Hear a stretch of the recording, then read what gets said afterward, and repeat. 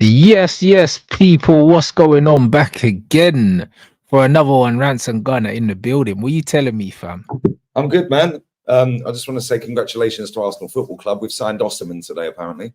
We've got an agreement in place according to Flowers and Henry Wrong. So, Is that what the big move that Arsenal was supposed to be making? That I think was it Fabrizio or something said that Arsenal gonna do something big? Is that what it's meant to be? It must be that, because apparently we're Osserman agreement, man. I see it in Flowers' title. I see it in Henry's title. Like, we've agreed a fee, man. Apparently it's done. We've got an agreement. So yeah. Well done, Arsenal fans. Get your number 9s. Yeah, go and get your number 9s with Osserman on the back. Life's good, brother. Yeah, I mean, we've signed about 54 players this summer, according to these men. So, yeah, it's all good, bro. I don't know how we're going to get them all in. But I don't care, bro. We're going to dominate Europe this season. Now, that would be your only signing, to be fair, Osserman. That would be your only signing. I think that you can do the Osserman thing because you need... I don't think we want him. Real talk, we don't want Osserman, bro. He couldn't manage Aubameyang. How are we managing Osserman, bro? He's more of a diva than Aubameyang. Yeah, it's true. He switched on the Nigeria coach, innit, the other day. Like, if you can't handle Ivan Toney, you can't handle Osserman. But remember, Fabrizio said that Arsenal, I think, are doing something big, and Fabrizio needs a win right now because he's been taking L's all summer. So, like, I don't know. It's got to be that, surely. I don't think we're buying a striker. Real talk. I don't think we're getting a striker. And if we do get a striker, it ain't going to be Osserman. Yeah, it'll be Gyökeres. If we do anything, it'll be the other guy, Gyökeres. Yeah, if we sign anyone, you know. But I don't think we're going to buy a striker because we've got 29 up front. Jesus is still there. We'll bin Eddie off. Yeah, and if we do get a striker, it'll be a third choice little lad from Brazil. Yeah. Like, you know what I'm saying? I think if we're going to go big for anyone, it'll be a midfielder. Because Partey's leaving. I don't think you'll go big for a midfielder. You were looking at Bruno G. Looks like he's not leaving, or he's gonna go City. And what's his name's gone to Juve, mate. My guy Douglas. Do you know what I mean? So you're not gonna get him. So who are you gonna get? Bro, I'm past caring. I can't lie, bro. I'm done. I'm done with this club, bro. Honestly, I am sick to death of them. Every single day, it is imminent links, like deal done. But a done deal is not a complete deal, apparently. So, you know, but a complete deal is a done deal. Like, I don't get what any of this crap means, mate. Yeah, we're talking to this player, we're talking to that player. I've seen this link to that Guirassy. Yeah, Arsenal are close with the Guirassy deal. 2 hours later, Dortmund. Yeah. I swear, 2 hours after that article came out, bang, he signs for Dortmund. Hey, yo, this is crazy. Yeah. That's what I'm saying, bro. These men are sitting there making stories up, bro. When was the last time you see a footballer with the hierarchy of another club sat in a hotel? We don't see it anymore, bro. These men don't leave their house. They sit at home making stories up. True. Yeah, and then they put them out online. Yeah, then all the clips dude around the player. Now all of a sudden that player's hyped up to the moon, and now his price has gone up 3 times. Yeah, look at the way they did it with Mudryk, bro. That Mudryk is a 5 million quid footballer. He is rubbish. Yeah, he is trash, bro. And they got 60 odd million for him. Why? Because it was all over the internet and Arsenal fans did the most. Yeah, and this is what they're doing. And these agents of these players know this. So they put these fake stories out there because they know that the internet are going to hype these players up, bruv. I hear it. They do it all the time. Let's not pretend Fabrizio ain't getting little brown envelopes for doing this. Yeah, why does Fabrizio always put in the thing the 2007 born player? Right, just put his age, mate. Why do we care? 2007, mate. Why don't you just say the 18-year-old striker? Why don't we just do that, or the 16-year-old or 15? Why is he even doing that? Like, makes no sense, bro. But he said it before. He said it on a show with Gary Lineker. Yeah, that the agents phone him up every now and again, and the players phone him up to put the stuff out there. And he said, like, it's a bit overwhelming, but so you're putting stuff out there to peddle up the price then? He's a problem, you know. I can't lie, that guy is a problem. Boy, it is what it is, bruv. You know what I mean? This is the economy we're living in now, bro. Do you know what I'm saying? Like, this is what it is, fam. A lot of these guys online, they're just vehicles that agents and players use to hike up prices or to get moves. Most of the time, there's not actually anything going on. It's smokes and mirrors, bro. A lot of the time, nothing's going on. And they use these people to give people the impression that something's going on. And then they hope that it makes something happen. But really, there's nothing going on. Do you know what I mean? That's what it is. That's all it is. It's gaslighters. Yeah, 100%. Man in the chat said Lee will critique anything, even Christmas. Bro, Christmas is the biggest marketing scam on the planet. Like, real talk. Mm. It is, but anyway, yeah, that's for another stream. Yeah, but you're right. These bro, what, like, I want to know what Edu's been doing since the transfer window last summer shut, because he didn't buy anyone in January. So what has Edu actually done to nick his 2 million quid this year? What has he been doing, bro? All I've heard is excuse after excuse, like, oh yeah, well, the window's not open yet. Okay, well, cool. Madrid signed Mbappe when it was shut. Yeah, facts. 100%. Like, listen, the window ain't got to be open for you to get moves. To get moves done. You're 100% right. You're 100% right, because bro, the Mbappe thing, man knew that was wrapped up before the window was even open. So boy, but Madrid moved different to everyone else, innit? It's true. And then it's, oh yeah, but the PSR, so not much is going to happen until after the 30th. Then it's, oh, but the Euros is on. Excuse. Bro, we've got to ship out about 10 players at least from our squad, Sambi Lakonga and all these other man, yeah? And we still need about 4 or 5 players at least. What are we doing? And now these players are going to go on holiday, the ones that are at the Euros, right? So they're not going to be back in training. That is why the tickets for the US tour have not got anywhere near sellout, bro. The stadium's got loads of tickets, bro. I think they've sold about 10% of the tickets. Why? Because nobody wants to watch it, bro. Yeah, they don't want to watch Eddie Nketiah and Reece Nelson. Yeah, facts. Yeah. And they're charging up to $700 for a ticket to watch Arsenal Man United. Like, it's ridiculous, bro. The whole stadium is full of tickets. Yeah, because they know that these men are going on holiday after the Euros, which is when that tour is, some of them. Yeah, so some of them are not going to be there. Well, they're the ones that you want to see. Yeah, facts. So why are you going to go and pay for a flight from one part of America to the stadium, pay for your hotel, pay for the tickets, pay for the food and the drinks? You're going to do the best part of 1,500 quid. Let's go and watch Reece Nelson. Get out of here, man. Nah, it's funny, man. No, it's jarring though, bro, because like Arsenal for the last 2 seasons should have won the title. And what are we doing to rectify that? We should be ahead of everyone right now. Bruv, that should. But that's the thing. It doesn't spur you on to do any more. So that shows you that you're overachieving in the eyes of your owners, or else they would be spending more money. Yep. And all this rubbish about all this rubbish about, oh yeah, PSR, get out of it, man. Yeah, that is just another excuse for you not meant to have loads of money, so I ain't trying to hear that. Yeah, we're not one of these clubs that's on the borderline. So like, what are we doing here? Yeah, facts. Yeah, we should have already got rid of half of that bench already. Half of that bench should have gone. Why is Eddie Nketiah still at the club? Like, why is he here? Though he's not at the Euros, so there's no excuse for him not to have been sold. Yeah, Reece Nelson's still here. Why? Yeah, he ain't at the Euros. We could have got rid of both of them. Yeah, Ramsdale, fair enough. Yeah, Fabio Vieira ain't at the Euros. Why haven't we got rid of them 3? Yeah, it's jarring, bro. Yeah, and we're going to do the bare minimum again. We're going to buy some average midfielder or average striker or average winger. Our fans are going to hype him up like they're the best player in the world. Yeah, and we're not going to do anything again next season. Yeah, rinse and repeat. It's boring. I'm bored of it, mate. It's jarring every year. Yeah, like at least your club are actually doing stuff. Like maybe not on the pitch, but you're doing stuff behind the scenes. And like, no, we're definitely doing stuff. Now, even with players, like I know we're talking to agents and we're trying to line things up. We are trying to do things. I know that. We haven't heard anything about you lot, which is very strange. But who knows? Bro, we're gonna, and we do this every year. Yeah, Edu's gonna come out of it smelling of roses like he always does. Yeah, we're gonna drop one signing. Right, we're going to probably pay a release clause for it, so he looks like a genius still.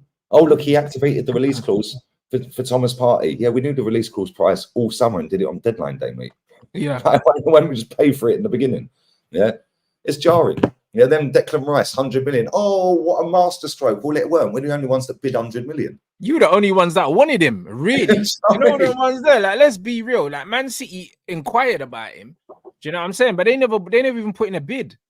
Do you know what I'm saying? Apparently we beat Bayern Munich, Real Madrid, and Man City to that signing. Get out of here. Like Man City wanted him. Right. Yeah, if they wanted him, they would have bid for him. Yeah, no, trust me. Real Madrid didn't want him. Let's be real. Why would Real Madrid want Declan Rice when they got Camavinga, Tchouaméni, Modric, and Kroos at that point? Why would they want him? No, they wouldn't. Do you know what I'm saying? But bro, to be honest, you had a free run to him and you still spent that much, which is crazy to me. Do you know what I mean? And he's not worth half that. So, like, I don't know. It is what it is, bro. He's not good in it. Nah, do you know what I'm saying? So we do this all the time, though, bro. Yeah, like we even under Wenger. Oh, Mesut Ozil. the marquee signing. Then the following year was Alexis, but we were still short in other areas both times. Yeah, then Nicolas Pepe, marquee signing. Yeah, but you need multiple stuff, really, innit? Like, and the thing is that the longer you don't bring in anything, the more City squad kind of look all right. Because I was looking at City saying that, yo, City need to bring players in, but bro, City, you're the only team that City really need to be remotely worried about. And if you're not going to do anything, City bring in 1 or 2 signings and then they're gone clear again. Do you know what I mean? This is the problem. This is the problem with the Manchester City situation. So I don't know, bro. Arsenal need to do something in it. Like, I don't think that there's anything you lot can do anyway. I think that the last 2 seasons were the best chance that you're gonna have for some time in it. But like, man, I just don't understand. I agree, because Man City ain't done nothing. But why do Man City need to rush out and panic and buy somebody? They don't. They've won the title, bro. They don't. So they just need to sort out that midfield. Yeah, sort out that midfield, and that's it. Really, do you know what I'm saying? They need to go and get the right winger. They'll go and get Bruno Guimaraes for about 100 mil. They've got Savio already, innit? Yeah, and he's staying as well. They're not loaning him. They're keeping him apparently. So yeah, so they've got Savio. Yeah, they've got Yan Couto that apparently they might be looking to get rid of. Yeah, but he's coming back from his loan. And then they'll bring in. They just need to bring in a midfielder. Yeah, they need maybe 2 midfielders. 2 midfielders. I think they need another one to replace De Bruyne, because I think De Bruyne's going to be a bit. Yeah, and to replace Gundo as well, because I don't think Kovacic is good enough to start for City week in, week out. Yeah, same as De Bruyne now. De Bruyne's been a good player for Man City, but he ain't doing it week in, week out now. That ain't happening, bro. His legs are done. Yeah, so he'll be off the bench. Yeah, they need 2 midfielders, Gundo replacement and De Bruyne replacement, and they'll go and do 150 mil on the pair. And then that'll be done. Yeah, 100%. You lot, 1,300 in here. Make sure we get those lights up, man. Are those Bukayo Saka quotes real, by the way? Yep. Because are they? Yep. Why would he say that? Because he thinks his shit don't stink, bro. Like, let's just be real. Said putting me out of position at left back is not the solution for England, but putting Phil Foden out of position is the solution, bruv. He's better than you. You know the ones there, like who gassed this guy up in the first place? Who does he think he is? But Arsenal fans gassed him up, man. That's who gassed him up. You know what I'm saying? This is what happened, bruv. Starboy and that. Real talk, yeah. If Scholes got man on strings, you know, bro. Scholes, he's rattled him, bro. He's rattled him. Yeah, but you know what's crazy, yeah? Somebody said in my chat a minute ago, because I said if Jose Mourinho was the manager of England, would Bukayo Saka have the audacity to come out and say that? He wouldn't, would he? Absolutely. Because Jose would say, you're not playing for a month, sit down. But Jose would say, you don't pick the team, so why are you talking on who's playing where? Do you know what I'm saying? Put in my chat that he had Samuel Eto'o at right back. Yeah, he did. Yeah. And left back. There we go. Who does Bukayo Saka think he is? It's a weird one, isn't it? Scholesy was rattling, though. I'm telling you. Man said Maino will make you play. Yeah, he said Foden and Bellingham will win you games. Think forward and take less touches. He said to Declan Rice. And then there's one about Cole Palmer. He was just like, oh, got these guys talking about playing Saka left back or something like that because he's shook to get benched for Cole Palmer. Bro, Cole Palmer's got to play, bro. Cole Palmer's got to play. Bro, he's way better than Saka, bro. Like, it's not even close. I've been saying it for ages. Do you know what I'm saying? That thing about Rice needs to take less touches. I see somebody put a thing out earlier saying that only 8 players in the tournament have had less touches. Sorry, more touches. Is it more touches? No, less touches than him. Yeah, he's had the 8th least amount of touches or something, like passing wise. Yeah. Yeah. So it's like, okay, cool. Scholes has said that. But why is man so shook about what Scholes said about Declan Rice? Let's just be real. He's been rubbish, bro. Yeah. Yeah. So let's not focus on what Scholes is saying about the touches. Yeah, it's factually incorrect that he don't have the ball. Like, he's having the ball less than what you're saying he is. However, yeah, he's been rubbish. Like, what we're doing. Yeah, mate, Phil Foden's been rubbish. They've all been rubbish, bro. Yeah, but the thing is, yeah, like, I don't even think Foden's been rubbish. I just think that Foden's playing with a bunch of losers. That's what I think. Do you know what I'm saying? Because when I've been watching Phil Foden and I've actually been watching him, yeah, Foden's doing what Foden does. Like, pop up in the half spaces, he's scanning, he's showing, then he doesn't get the ball. And then when he does get the ball, he turns on it, pops it off, then doesn't get it back. Like what? Like, what's man really supposed to do? See, you know what I'm saying? See, for me, I think he's got to do more. I can't lie. I think he's been rubbish, bro. Honestly, like he's shooting from everywhere. Yeah, but I think England have to play him. Yeah, England have to play him deeper because England don't have good enough players to progress the ball. So Phil Foden can't be playing on the left. He can't be playing in a 10. You've almost got to play him as an 8 because it's like he needs to receive the ball in the midfield, bro. You know what I mean? But the problem is, yeah, the first phase of play for England is redundant because Declan Rice is useless. Like, this is it. Like, even Arteta's pushed him into the 8. Like, Arteta don't want him in the 6 because he can't progress the ball. He actually can't.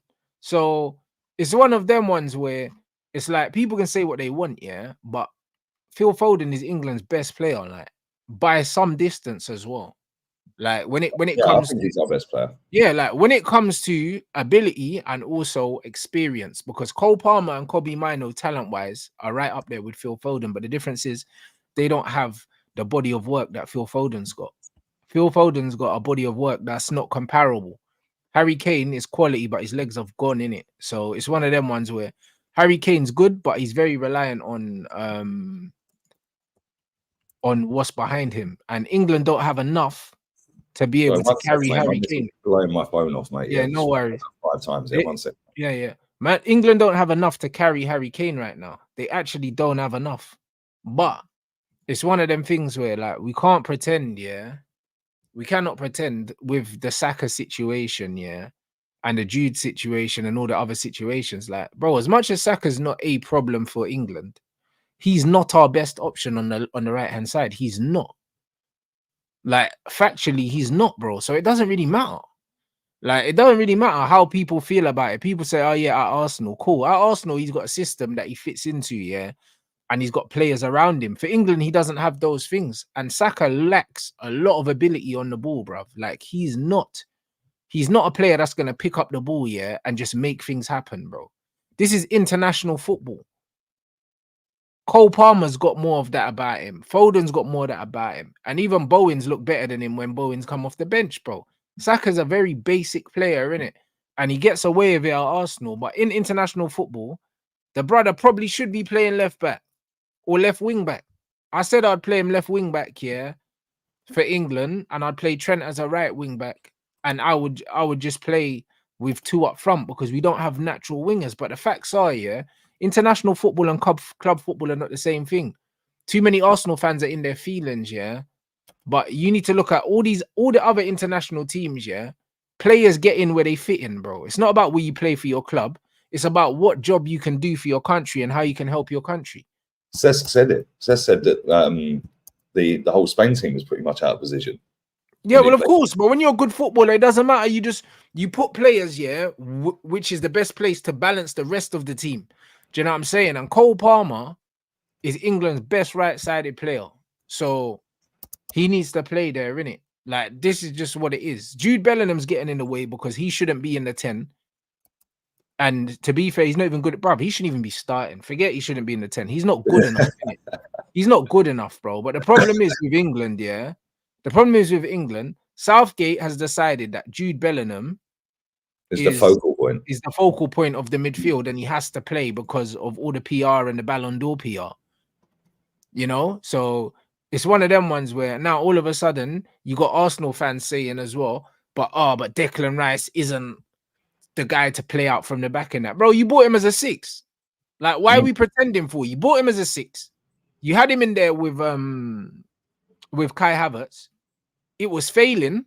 And then your manager moved him further forward, yeah, to get him out of. He even said that in an interview the other day.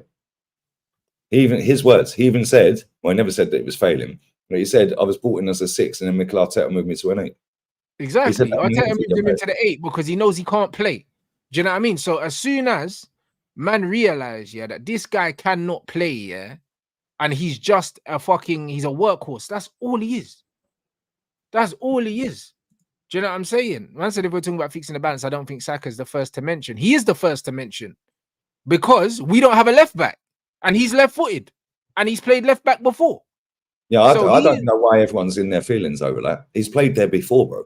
Not only has he played there before, yeah, but the brother came through your academy playing at left back and left wing, bro, left wing back He's played left wing. He's played in the 8 as well, bro. Do you know what I'm saying? Like, and let's brother, be real. the guy has played Is he any worse than multiple Trippier at left back? Is he any worse he's than him? better than Trippier at left back, bro. There we go.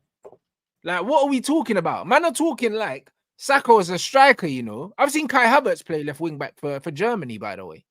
Do you know what I'm saying? Yeah. Like, He scored at left wing back. These men are talking, bruv. We don't have a left back. Luke Shaw only just started training with the England team, and our left back is right-footed. So Saka's the most common sense move is to play him at left back first before everything.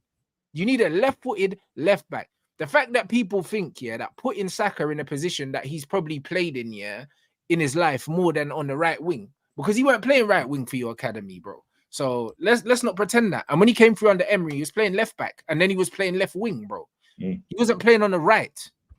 So literally, the way people are going on, like, this guy is so good, and he's so above, doing a job for the team. When did he become the superstar? Yeah, since when's he Vinny Jr., bro? Like, bruv, and even Vinny will play where he's told to play. Facts. Do you get what I'm saying? So when did Saka become above anything, bro? The guy ain't won fuck all, bro. What are we doing? Like, this is the problem with England, They pedestalize all these average players and put them in a place that they don't belong, bro. Yeah, I'm just looking at his positions, right, in his entire career. Right? Right wing 96 times. Yeah, left midfield 62 times. Right mid 56 times. Left back 22 times. Left wing 15 times. Yes, so he's obviously got central mid, attacking mid. So he's played on the left.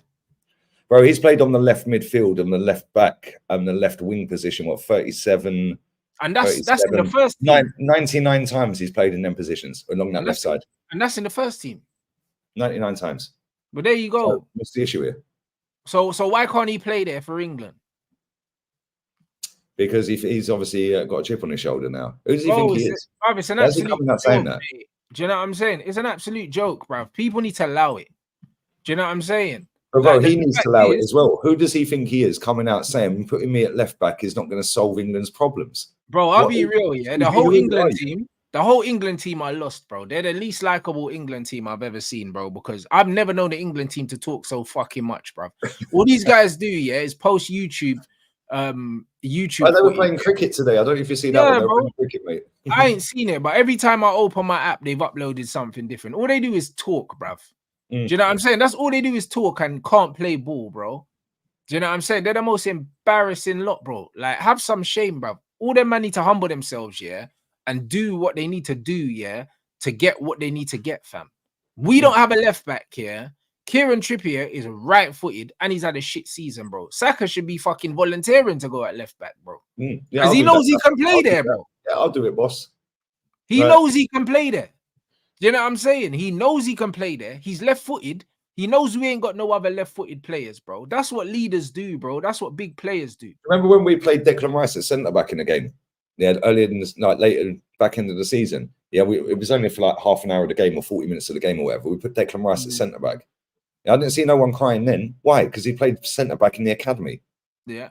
Yeah. So what's the difference now then? Saka's played left back 100 times. Declan Rice was a centre back for most of most of his youth career and that, bro. And you can tell he's a centre back because he's awful on the ball, bro. He should never be a midfielder in the first place. He's literally a centre half. But this is the thing, this also goes to show they got no respect for Southgate. Because if that's Jose Mourinho, these men are not coming out saying that. Because Jose has slap him up and put him in back on a plane home. 100%, mate. There's no way Jose's the man. Comes a joke anyway, man. The lunatics are running the asylum, innit? That's what it is. That's what it is, bro. Them man are in charge. That's why I said you can't even blame Southgate that much. Everyone's blaming Southgate and that. But at the end of the day, like, look at the attitude amongst these lot. Like, do you know what I mean? There's no accountability. There's none whatsoever, bro. Like, bro, if I'm in that team, and my team is playing as shit as we're playing, bruv, one, no one ain't releasing nothing publicly. No one's saying nothing because we need to get our heads down. And also, we need to look at this team and be like, yo, this is unbalanced, The so-called big players, we're including Saka in that, even though he ain't one fuck all, but he's meant to be an Arsenal player. He's meant to be one of England's best players. All these men need to step up. All these men need to step up, bro. Him, Fucking Jude's been awful. Declan Rice, and you need to step up and put in a performance, not step up and fucking pick up a microphone. Even the most experienced ones. John Stones has been awful. Bro, John Stones' legs are gone though. You know them ones. But and even like Kyle Walker's been awful. But when I look at this England team, yeah, we have got no left side whatsoever because Phil Foden is drifting inside and Trippier's not getting forward because he's not a natural left sider. So the left side's obsolete. Man saying he's considered one of the best wingers, but he's not good though. This is my problem. You're saying he's considered one of the best wingers. The guy is average at very best, bro. The only reason he's considered one of the best wingers is because Arsenal fans are most mouthy online. But that's what I'm trying to say. Bro, Arsenal fans are the loudest, bro. Do you know what I'm saying? Like, what has this guy done, bro? Man said he's one of the best wingers, bro. Man stat pads GA, in the Premier League. But when you look at his ability, if you look at him and Cole Palmer and you think that they're in the same planet in terms of ability, you don't know shit about football. Cole Palmer's so far clear of him as a footballer, that it's not even a conversation that needs to be had. Let's be honest. Like, bro, what are we talking about? Cole Palmer came off the bench, and already showed us more in 10 minutes than Saka's ever shown us in an England shirt. So what are we talking about? GA Rants and it's racially motivated, mate. Bro, listen, this bullshit, bro. Even when Bowen comes on, he looks better. Like, what are we doing? What are we doing? Like, ability-wise, he's nowhere near him, bro. He's a functional player that gets up and down and he keeps the ball, bro. That's it. Yeah, and he'll get the odd GA. Bro, he's been rubbish, real talk. I said this on my show before I came here, right? He has been absolute garbage for 12 months. But he got GA. Got GA last season, so you can't criticize him. Bro, his performances have stunk for a lot of the season. Yeah, but he'll nick an assist or he'll nick a goal. Yeah, he'll get GA. Do you know what I mean? He'll get GA even when he's not playing well. And this is the problem. People been using GA, to justify the inclusion of players for the longest while, bro. And the problem is, because football is such a systematic game now, GA doesn't mean what it used to mean. Nope. It don't mean what it used to mean because you can be absolutely terrible, and still get GA in the modern game because it's not about the player anymore, bro. International football, dead's all that. International football, you need to have something about you, bro. Like, it's not about club form. Because look at Ollie Watkins scoring for fun in the Premier League. When he puts in an England shirt, he's ineffective, bro. Mate, even Foden. When was the last time Foden scored a goal for England? Like, real talk. And he's quality for Man City. When was I don't remember Foden scoring a goal for England. Has he actually ever scored one? Bro, he's unreal for City. Phil Foden is so reliant, on having good players around him because the England players aren't on his wavelength, bro. I'll be honest. When I watch Phil Foden's movement, off the ball, England players are nowhere near good enough, and nowhere near on his wavelength to even get him the ball because Phil Foden is not, when I actually watch him, he's not playing badly. He makes the same runs, the same clever runs he would normally make, but the ball doesn't come to him. Do you know what I'm saying? The thing is, the only player in that team that's probably on the same page as him, wavelength-wise, is Harry Kane. Yeah, and his legs are gone. Exactly. Even Harry Kane, Harry Kane plays in between the lines and no one can get him the ball. This is the problem. And then the thing is, Foden's not a natural left winger, so he's coming inside, and him and Kane are getting each other's way all the time. Well, they're getting each other's way. Bellingham takes too many touches without. And then Bellingham's in the way as well. So all three of them are in the same little cluster. Well, there you go. And then Rice can't forward either. And then Jude, and then not Jude, and then Trent Alexander when he was in there, like he needs about 10 meters space either side of him, and then he's just gonna hoof it. Do you know what I'm saying? Yeah, but apparently he's technically gifted, mate, and he can spray a pass. Okay, mate, I'd expect you to. You're getting paid 200 grand a week. Bro, these England players are a bunch of hype jobs, man. Yep. Do you know what I'm saying? You know what I mean? And I didn't say Saka was good. I said he was one of England's best players. And I also said that wasn't a fucking compliment. He just kept the ball. Do you know what I'm saying? He didn't create a chance. He wasn't dangerous. He just didn't give the ball to the other team. That's why he can play left back. That's why he can play in midfield. He got an assist for Bellingham. Bro, yeah, that's why, bro. And even that assist, deflection, bro. Well, 1 second, mate. A big deflection that landed on Jude's head, bro, and them man are trying to force it and give him that as well, bro. Let's be real, this England team is imbalanced and it's not good, innit? So all of these man getting upset, for Bukayo Saka because they think, it's a disrespect. It's not a disrespect. He ain't good enough, bro. Like, these are the facts. This is international football. This is not club football, bro. Put your club feelings to the side, bro. Put your club's feelings to the side. All these guys doing all this tribal shit. Do you know what I mean? About, oh yeah, he's one of the best players. No, he's not, man. Get out of here, man. Do you know what I'm saying? Like, no, he's not. Just have to keep it a buck, bro. KOBBIE Maino's been kicking ball for Man United for 5 minutes. He's a better footballer than Saka, bro. It just is what it is. Look at the difference in the team, yeah, when KOBBIE Maino and Cole Palmer are on the pitch.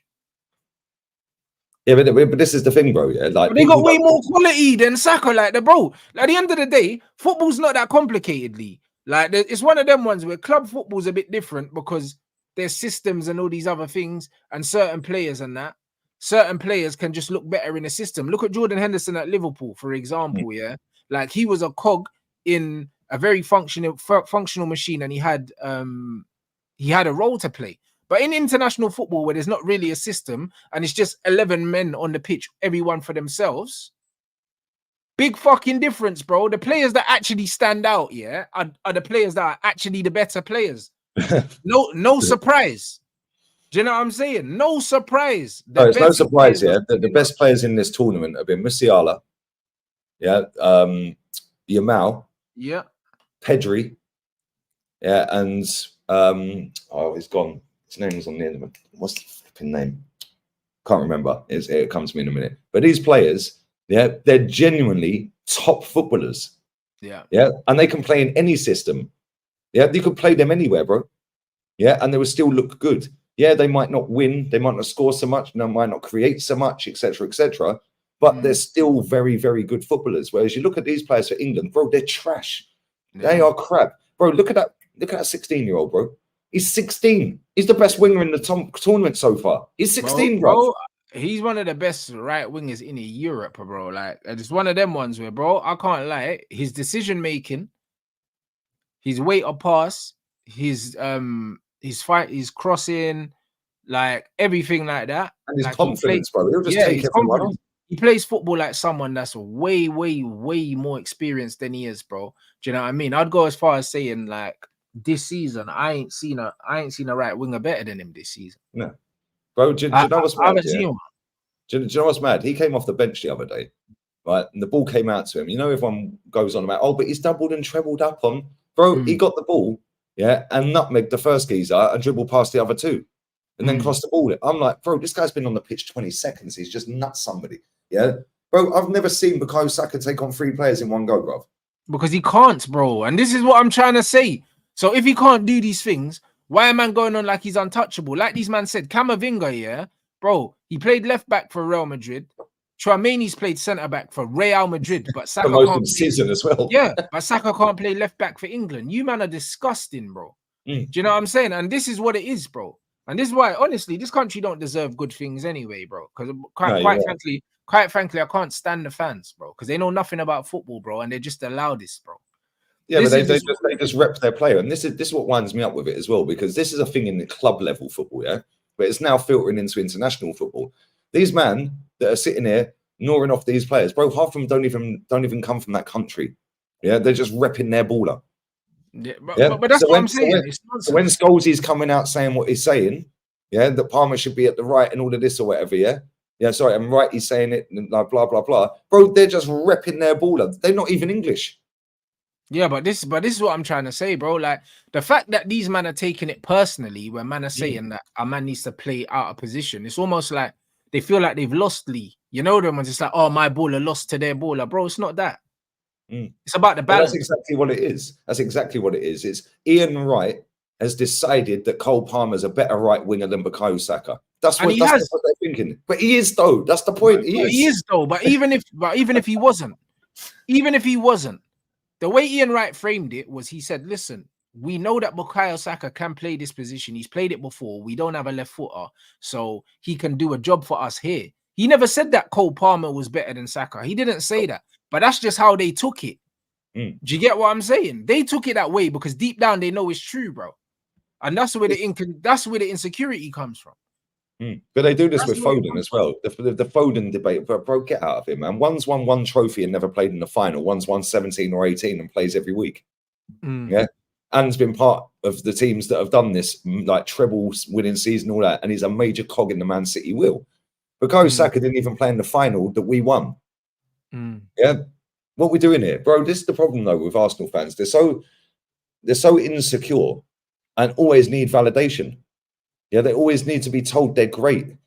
Yeah, and it's just embarrassing. Like, honestly, Saka should not be starting for England at right wing. That's it. No, because we have better right wingers, and also not only that, like that doesn't mean that he's not good. No, it just means he ain't better than other players in that position. So play him at left back, yeah, or bring him off the bench. That's it. Same with Foden. Foden's not a left winger. He's not a left winger. You're better off playing Gordon, yeah. You're better off dropping Foden, yeah, than playing him on the left wing instead of Gordon. Yeah, better off with Foden not in the team. If you're going to play Foden left wing, bin that and put Gordon there. Yeah. Yeah, but then I've seen people saying, "Oh, the last time Gordon played on the left wing, we lost to Iceland." And what? And what? Yeah, if you're going to play Harry Kane up front, which he's clearly going to do for every single minute nearly, yeah, then you play quick wingers. Or you play very good wingers. Yeah, well, Gordon's quick and decent, and Palmer, is class. Yeah. So play both of them. Yeah, and then just put Foden on the bench then, isn't it? Because if you're going to play him out of position, what's the point? Yeah, because he ain't no good on the left wing. Bukayo Saka is good at left back. We've seen it. Every time Foden plays left wing, he flops. Every time. Yeah, even at Man City, he's no good on the left wing. So I don't get why people are so shook about putting Saka at left back. Play him at left back or don't play him. 100%. But this is the problem. This is Southgate's biggest problem. Southgate's biggest problem, yeah, is that he hasn't got the bottle to make the decisions that are going to benefit the team, and that means dropping some big names, bro. I still stand by my observation that the biggest mistake that Gareth Southgate did was build this midfield around Jude Bellingham, because out of all the players, he offers the least. As much as I don't rate Declan Rice, yeah, like he's better defensively than Jude Bellingham. Like he can sense danger a bit better. Do you know what I'm saying? Jude Bellingham, he'll plug gaps. Jude Bellingham's awful. Like, do you know what I mean? He's not an attacking midfielder, bro. Like, people need to get this Real Madrid season out of their heads, yeah, because they love this flavor of the month thing. This guy averaged 4 goals a season in the Bundesliga over 3 seasons. Like, he's not a goal scoring midfielder. Do you know what I mean? Put him there. So the guy has been crashing the box for Real Madrid, yeah. When you've got Luka Modric, yeah, Vinicius Jr., Rodrigo, and all these guys putting the ball into the box, of course you're gonna fucking score goals. That doesn't mean that you're a goal scorer, bro.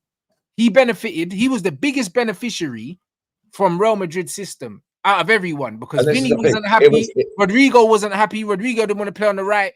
Do you know what I mean? Loads of people weren't happy. He was the main beneficiary, yeah, and he got all the plaudits. But trust me, yeah, he wasn't the reason that they did what they did, because in all the big games, he was missing. Where was he in the knockout stage of their champs? The only big game he turned up, 2 big games he turned up in, yeah, was the Supercopa de España final.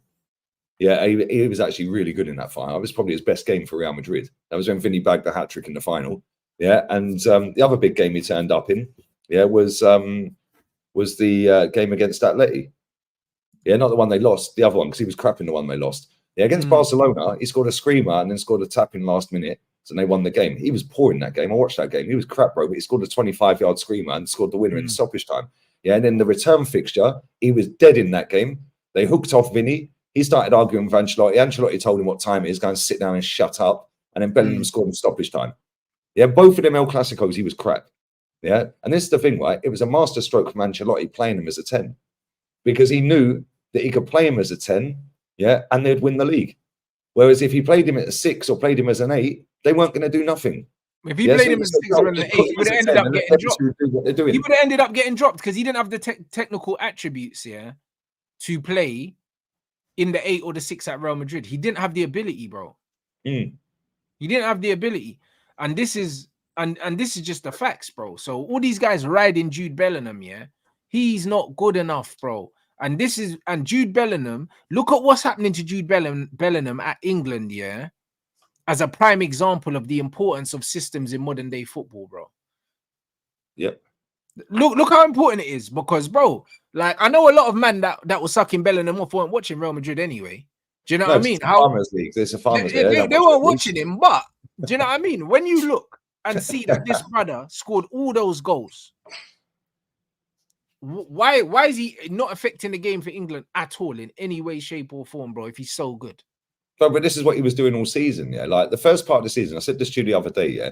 First part of the season, when he first got to Real Madrid, I was like, yo, fair play to him. He strolled into Madrid like he deserves to be there, and he's taken the ball by the horns, and he's actually playing well, yeah. And he was getting GA, right?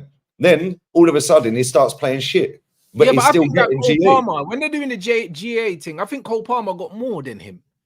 Probably. Cole Palmer's on the bench, but he was playing poor, but he was still nabbing the winner in stoppage time. Yeah, and then from Christmas onwards, he progressively got worse the longer the season went. His season, if I was to rate his season, I've watched 95% of their games. Yeah, I'd rate him a 6 or 6.5 out of 10 this season. Yeah, easily. Yeah, and the reason I'll give him that higher score is because the first 12 or 15 games he was actually extremely good. That's right. Yeah, but then after that, he progressively got worse, and he believed his own hype. Yeah, and people are saying, "Oh, the Jude celebration." No, mate, Tony Adams got a statue outside the ground doing that. Do you know what I mean? Loads of people have done it. Loads of people have done it before him, but he's made it trendy for these kids. Do you know what I mean? Yeah, but it's mad. And the thing is, I don't think he's as bad as you say he is. Yeah, I think he's awful, Lee, bro. I think he's the worst player in the England team. That's not your charger. Yeah, I don't think he's the worst player in the team. I think Luke Shaw is.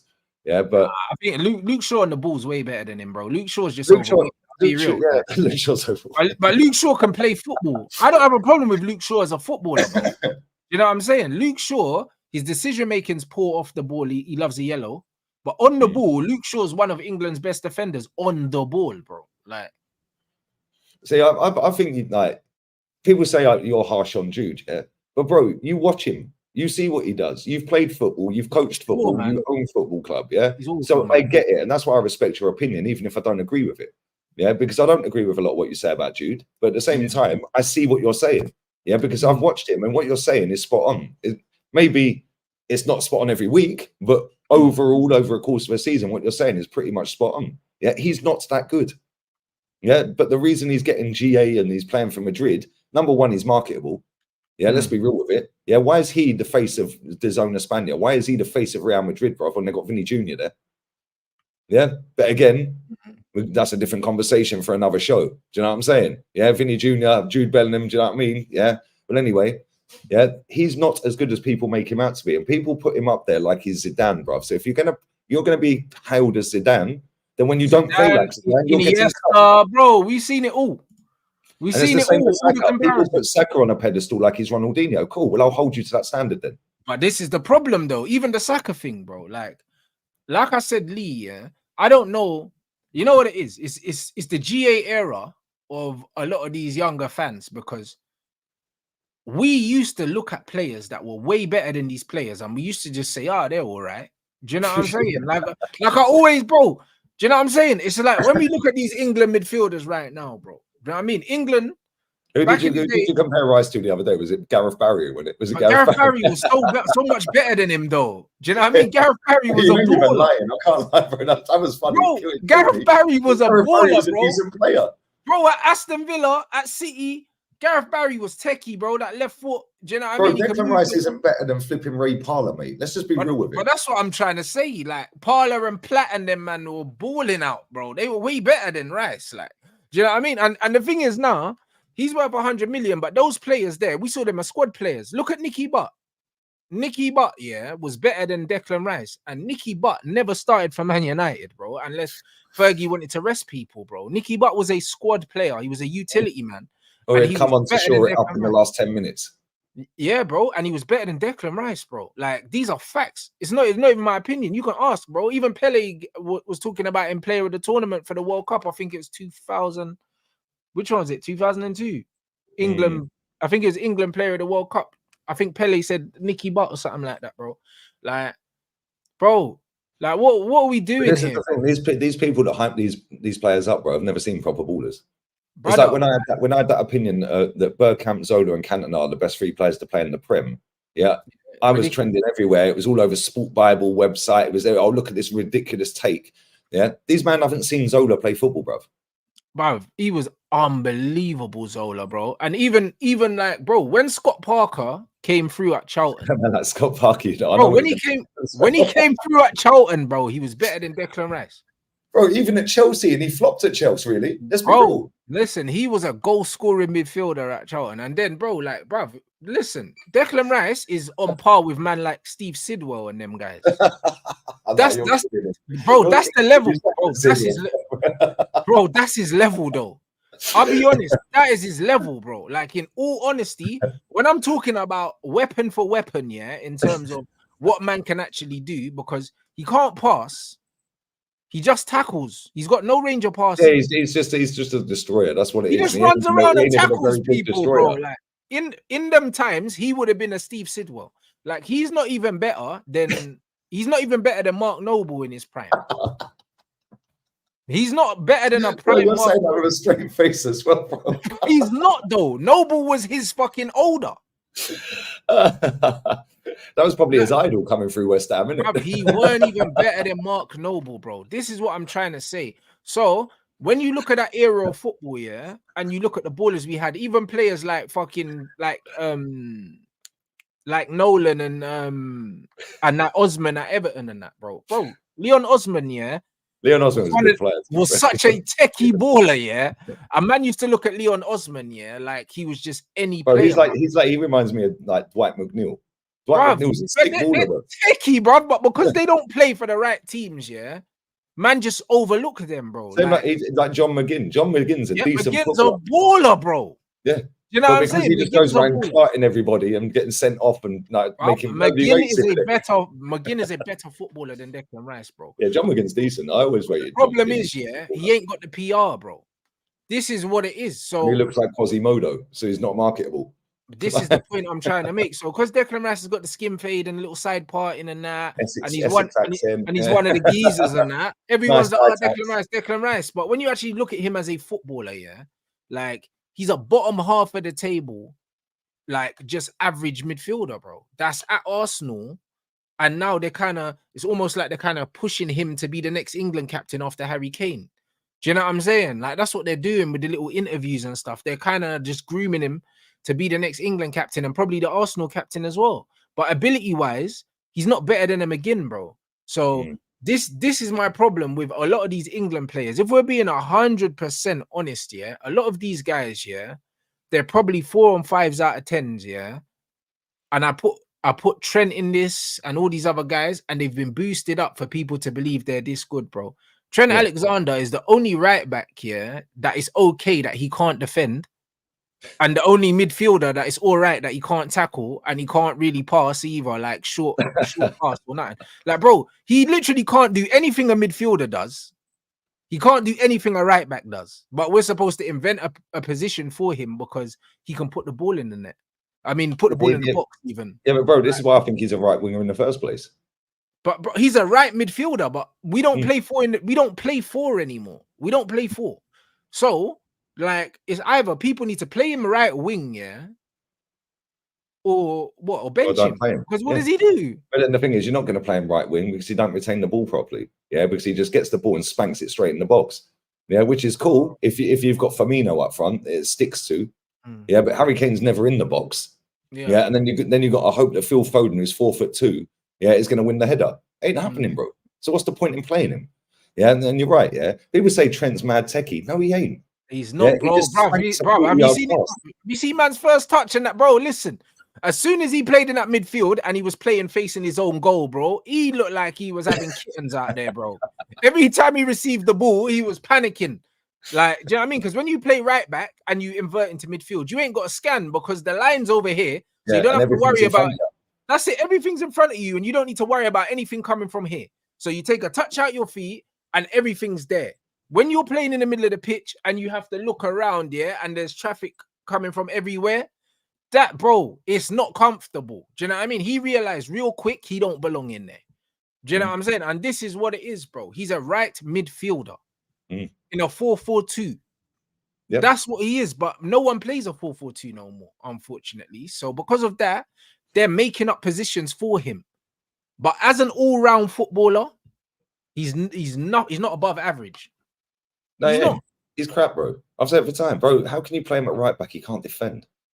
bro. Like, genuinely, he can't defend. And the thing is, Martinelli's fallen off a cliff the last couple of seasons, despite his 15 goals last season. Bro, every time he plays against Trent, he cooks him.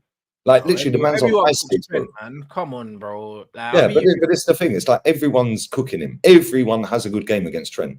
Yeah, when was the last time he locked somebody up and had a man of the match performance? He's not looking up no one, bro.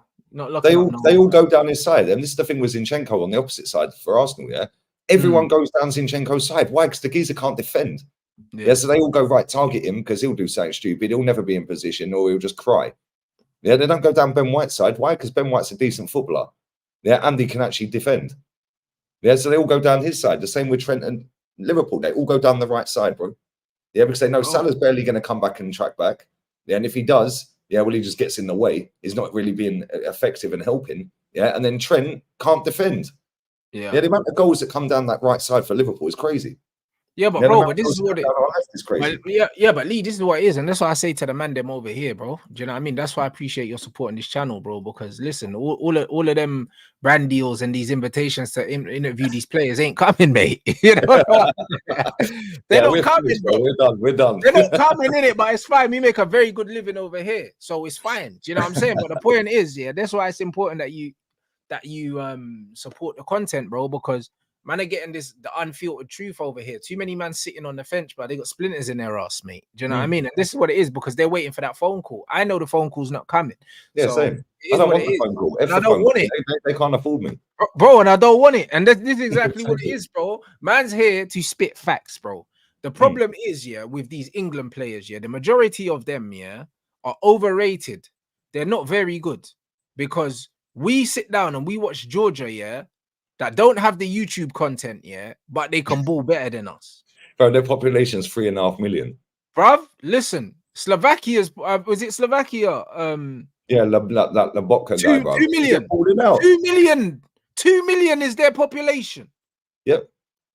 Brother, 2 million, and they're popping us off the park, bro. So every single team in this tournament plays better football than us, and they're all more technically sound on the ball than us. Way more, bro. All the Turkish players got technical ability. Every single one of them. Bro, and you know what's crazy, yeah?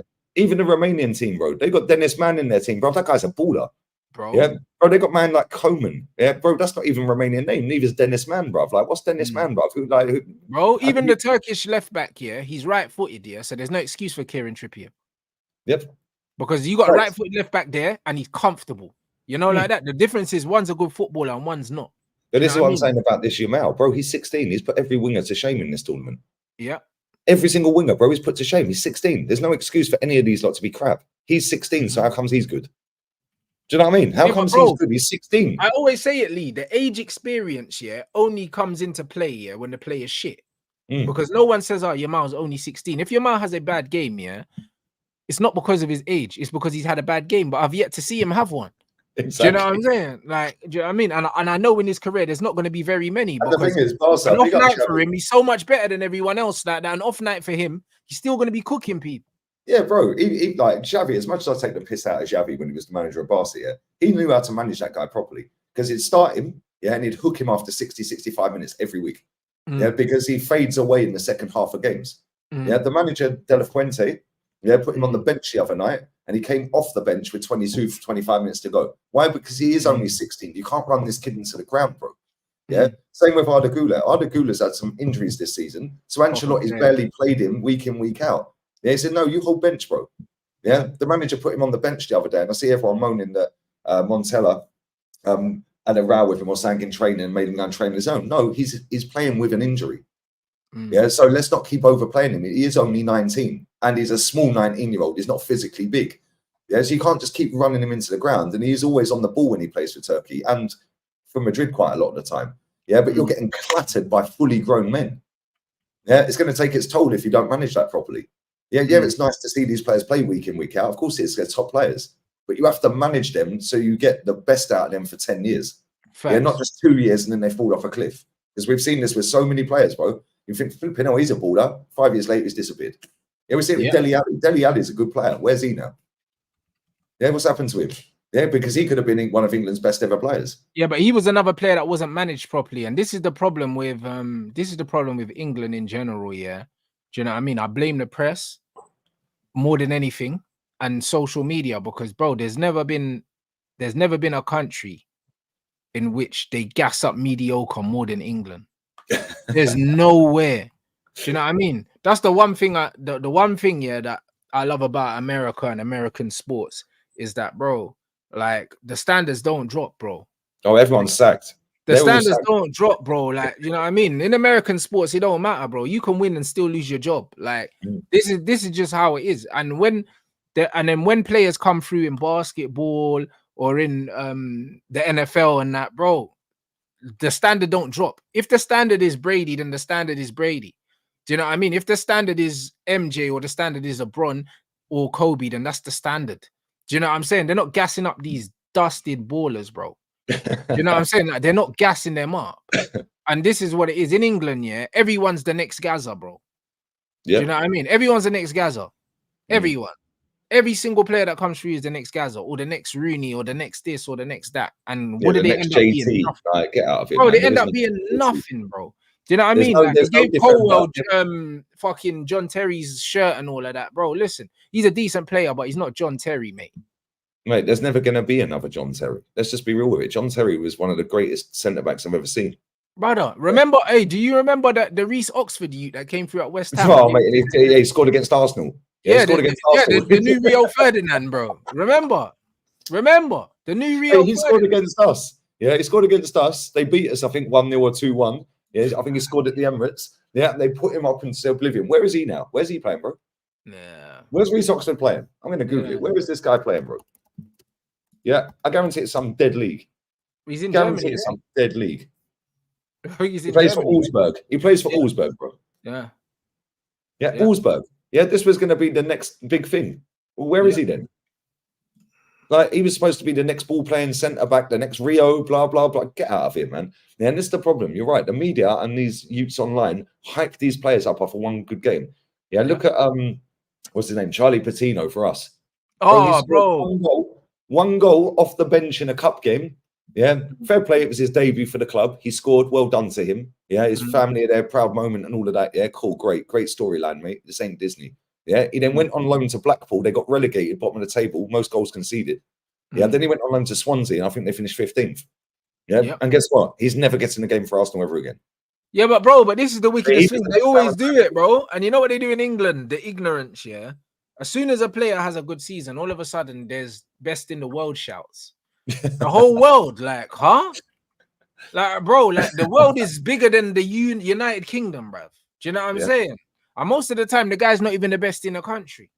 Not even the best in the team half the time in that position. Talk to me, bro. Not even the best in the team. Do you know what I'm saying? And then man do that. We see him Ballon d'Or shouts for Jude, yeah? He's the worst midfielder in his whole team, blood. Bro, I say this all the time. Yeah, I mean, his whole team, he's not better than Valverde. He's not better than Ceballos. Let's be real. He's not. Bro, he's not better than Diaz, bro. He's not better than any of them. Modric, Kroos, he's not better than Modric, Camavinga. He's not better than any of them, bro. The guy's struggling to play two-touch with Gareth Southgate, bro. Like, that clip was crazy. I can't lie. Bro, the guy was struggling. Gareth Southgate's just bopping the ball around like it's nothing. Control level 100, bro. Play him in midfield. Bro, Get your boots on, Gareth. Southgate got better feet, yeah, than Starboy, bro. Do you know what I'm saying? But them man are talking about Ballon d'Ors for him. England always do way too fucking much, bro. Yeah, but this is why he likes the English, bro. This is why everywhere we go, we get whacked up. Yeah, do you know what I'm saying? This one is we're always having punch-ups when we go football away. Yeah, because nobody. Yeah, but bro, they're just as deluded about their fighting ability as they are their footballing ability. That's why these guys always get drunk. Because we drink too much of this, mate. You know what I mean? Bro. They get drunk and they get smacked up everywhere they go. Do you know what I'm saying? They get smacked up every single way they go, bro. Do you know what I'm saying? Because, bro, they're just mad arrogant, yeah? And it's like they don't understand what's going on. But then when it all falls down, yeah, then it's, oh, poor me. Poor me. Oh, well, but we got robbed. Yeah, it's always an excuse. It's awful. Yeah, that's pathetic, bro. And the thing is as well, right? When, like, you obviously watch other leagues, you watch like Italian league, Bundesliga, etc. Yeah, I watch La Liga every week, bro. These players, even the worst teams in these leagues, have got better ballers. Than even the worst players in these leagues, yeah, have a higher technical flaw because it's a necessity, bro. Do you know what I'm saying? It's a necessity, bro. I'll be honest, yeah.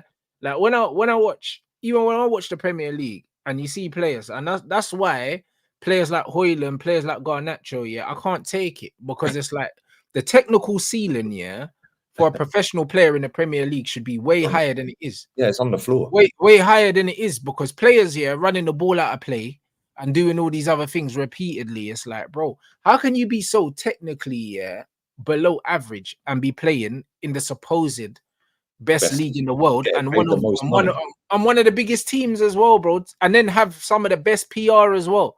Like, to me, it doesn't even make sense, innit? And then Almeria got relegated. I don't know how many wins they got, but they were 2-0 up at the Bernabeu, bro, and they bopped them off the park. They lost 3-2. Yeah, they had 0 wins after 26 games. The worst record ever in La Liga history after 26 games, bro. They were bopping Real Madrid off the park with Jude in midfield, by the way. Yeah, bopped them off the park, bro. Does anyone know any Almeria players? Bro, they're better technically than most of these players in the Premier League, and they got relegated. Oh, facts. Yeah, they got relegated, bro. Yeah, Granada, another one. Yeah, they had what's the guy that used to play for you lot? It's gone Benfica. Alvaro Fernandez. Bro, he's a baller. He is, and we let him go for nothing, pretty much as well. Pretty much, he's now at Benfica, I think. Is it Benfica or Braga or somewhere? He went to somewhere. I think Benfica, but that's why my problem, even with letting Pellistri go, yeah, you look at Pellistri. He scored last night. Bro, for Uruguay, he's balling out. But these man didn't think he was good enough to get a chance at Man United, but Garnacho is. Garnacho's sitting on the bench for Argentina, bro. This guy, and bro, he's balling out for Uruguay. Bro, but that's what I'm saying. He's not even, bro, he don't even get called off the bench to warm up. No, he don't. The only time he touches pitch, bro, is at full time when he's going walking around looking at Messi getting the crazy, bro. Man, shin pads are in the dressing room. But do you know what's mad though? Like, real talk, yeah. The only reason Garnacho, I said this to Said the other day, the only reason Garnacho is in that squad, right, is because he plays for Man United. Yeah, and because he sold so many shirts. So it's okay, we'll bring him. Do you think Messi's walking into training looking forward to train with Garnacho? Get out of here, man. Come on. Bro, they don't rate man in Argentina, bro, but it's the PR. The PR's forced him into that squad, innit? That's just what it is. Pellistri weren't given a proper chance at Man United. He wasn't. He's not played very well this season in Spain. He doesn't fit the profile. Yeah, he is a good player. Right? And the thing is, he's technically very good. Yeah, but his performances this season have been very poor. But I think that next season, if he flops next season, then you can say, yo, that's a waste of a talent right there. Yeah, because he is actually the thing is, he can play, but you know what it is with him, yeah? He's got a throwback style, innit? Like, it's one of them ones. He reminds me of a throwback. Like, you don't really see right wingers that play on the right and want to go down the outside and put the ball in. Like, everything's all inverted and joining up now. So a lot of teams don't play where they can get the best out of him. Do you know what I'm saying? Because he's a right-footed right winger. And how many teams play with that? Not many. Not many. But this is why I like what's his name? Who's the flipping Jesus Navas? Bro, that guy's 38 years old. Yeah, but they moved him to right back now. Bro, he's balling out for Sevilla, and they were shit all season. He was their best player. He's playing well for Spain the other night. And this is the thing. He's exactly what you just said about Pellistri. He's a right-footed right winger that can go down. Because he's a fullback right winger, but now they moved him to right back. Right back. And he can actually defend better than most of the defenders. He's miles clear at Trent defensively. Yeah, and he can cross a ball equally as well, if not better. And his reading of the game is better. Yeah. And he's 38. Yeah, people were saying to me the other day, how's Jesus Navas still in the Spain team? Yeah, how comes, what was his name? Who's the guy who plays for Tottenham? Pedro Porro. I think he's better than Pedro Porro, mate. Yeah, he's got a better first touch. He's better defensively, and he can cross the ball better. Yeah, and he can read the game better. So what we're doing? He ain't better than Carvajal, mate. So how's he getting in the squad? Yeah, Jesus Navas and Carvajal are clear of Pedro Porro by a million miles, mate. Yeah, so how do you think this man's getting in the squad? He ain't. Yeah, because they're there to win it, mate, not pander to PR. Yeah. Oh, but he plays for Tottenham. Yeah. Guess what? They win nothing, mate. Thanks. Yeah, they win nothing. Yeah, they pick the best players. Yeah, not just based on rep. Yeah, or PR. Yeah, and this is why I enjoy watching Spanish football, because like they actually play football, bro. Yeah, and every game, it's not just park the bus, rinse and repeat, copy and paste crap from the week before. Even the worst teams on 0 points after 20 games, bro, they actually go and play football at the Bernabeu. They ain't scared of Madrid. They say, yo, we'll come and play football. Yeah, we'll take you on and we'll go 2-0 up in your own backyard, and then we'll lose 3-2. They got robbed. But again, Bellingham laying on the floor, holding his face, got their third goal ruled out. Yeah, that was never a foul in a million years. Never. You know when somebody just brushes somebody off like that? Yeah. Jude's like this on the halfway line, rolling around holding his face. They broke away and scored to make it 3-1. VAR ruled it out because Jude fouled. It was a foul on Jude. Bro, it was never a foul in a million years. Yeah. But it's Jude, so they have to keep the PR going. Like, it's bullshit, man. But this is why I like watching Spain and like watching Spanish football, because they have a go, bro. Yeah, I watched the second division playoff, semi-final. Bro, they were both having a go. Yeah, none of this like, oh no, it's a big game. We might not get to the final. We have to play it safe. Bro, they have a go. Yeah, whereas in England, yeah, Sheffield United go and park the bus against Man City at the Etihad. Almeria are bopping them off the park. Yeah, like, do you know, bro, it's all PR, man. The PR Premier League is trash. It is the worst league with the best market. Oh, but of course it is, though. It is, though. But that's why I keep saying, like, a lot of these players are not good, bro. They're not goodly. Do you know what I mean? Because all these leagues that man say are the Farmers League and stuff like that. Look at the amount of players that come from these leagues, and absolutely boss it. Do you know what I'm saying? So it's just one of them ones where it just depends on what team you go to. It just depends on what team you go to, yeah. If you get put into the right team, you can absolutely cook. Like there's no two ways about it. Bro, I've had people saying to me, yeah, every time Ukraine play, yeah, that Dovbik shit. You've seen enough of him. I've sent you the clips of him and the goals and stuff like that. Bro, that guy is no, he's a very good finisher, but he's not an all-round footballer. He's a typical number 9, innit? And the thing is, he's an old school number 9. Yeah, he don't have the players around him to do any better than what he's doing. I don't even know who the wingers are. Well, Mudryk. Oh, fucking, well, there you go. He ain't ever getting the ball. When he's got Savio putting it on a plate for him, he ain't missing, bro. Yeah. That's what I mean. Yeah. And he's a very good finisher. When he's got Mudryk running around like Roadrunner at 100 mile an hour and running the ball out of play, what do you expect him to do? Yeah, because he ain't a Harry Kane. He ain't going to come into midfield. Yeah, he's not that kind of player. He's just a 9 in it. You give him the ball in the box and then he scores. That's it. All the extra stuff he ain't got. Bro, I've seen him all season for Girona. Yeah, people are going, oh, how's he the top scorer in La Liga? Because I watch it every week, mate, and he's actually very good at putting the ball in the net. Yeah. Andy was injured for a lot of the season as well, and he still finished top scorer. Where's Lewandowski? Where was Lewandowski? Because he didn't finish top scorer, and he was playing for a better club. No, yeah, but this man's got what's his name? Fucking Yankuto on the wing. Yeah, or Segankov. Yeah, who ain't that good. Yeah, and he's got Savio on the wing. Yeah, and then he's got a proper midfield. Now he's going and playing for Ukraine, bruv. They're trash. Yeah, what's he supposed to do up front on his ones? Yeah?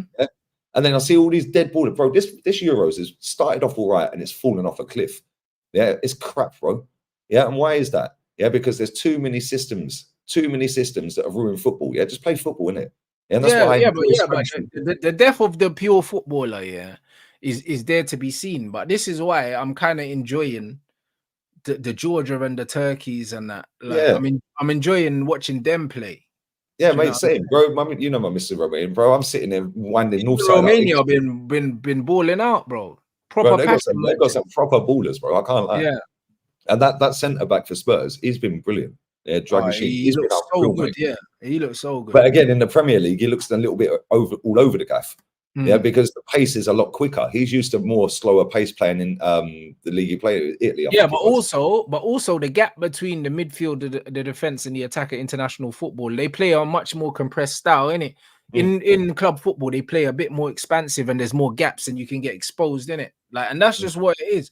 Like, a lot of defenders look good, in a compact team because individuals. The problem is now, with the modern game, and the high pressing systems, teams want to play on the halfway line and they want to take more risks and they want to leave more gaps. And then you're relying more on defenders' pace and individual one-on-one defending instead of intelligence and the stuff that you used to be able to get away with. Do you know what I mean? Now, if you're centre back and you ain't got pace, you're done. Like, you're done for, bro. Back in the day, the centre backs used to be slow, and it was all right to be slow because they used to be. Tony Adams and Mertesacker, bro, are two of the best centre backs I've seen at my club, and neither of them had pace. Mertesacker was a snail, bro. Yeah, and that guy read the game so well, it is insane.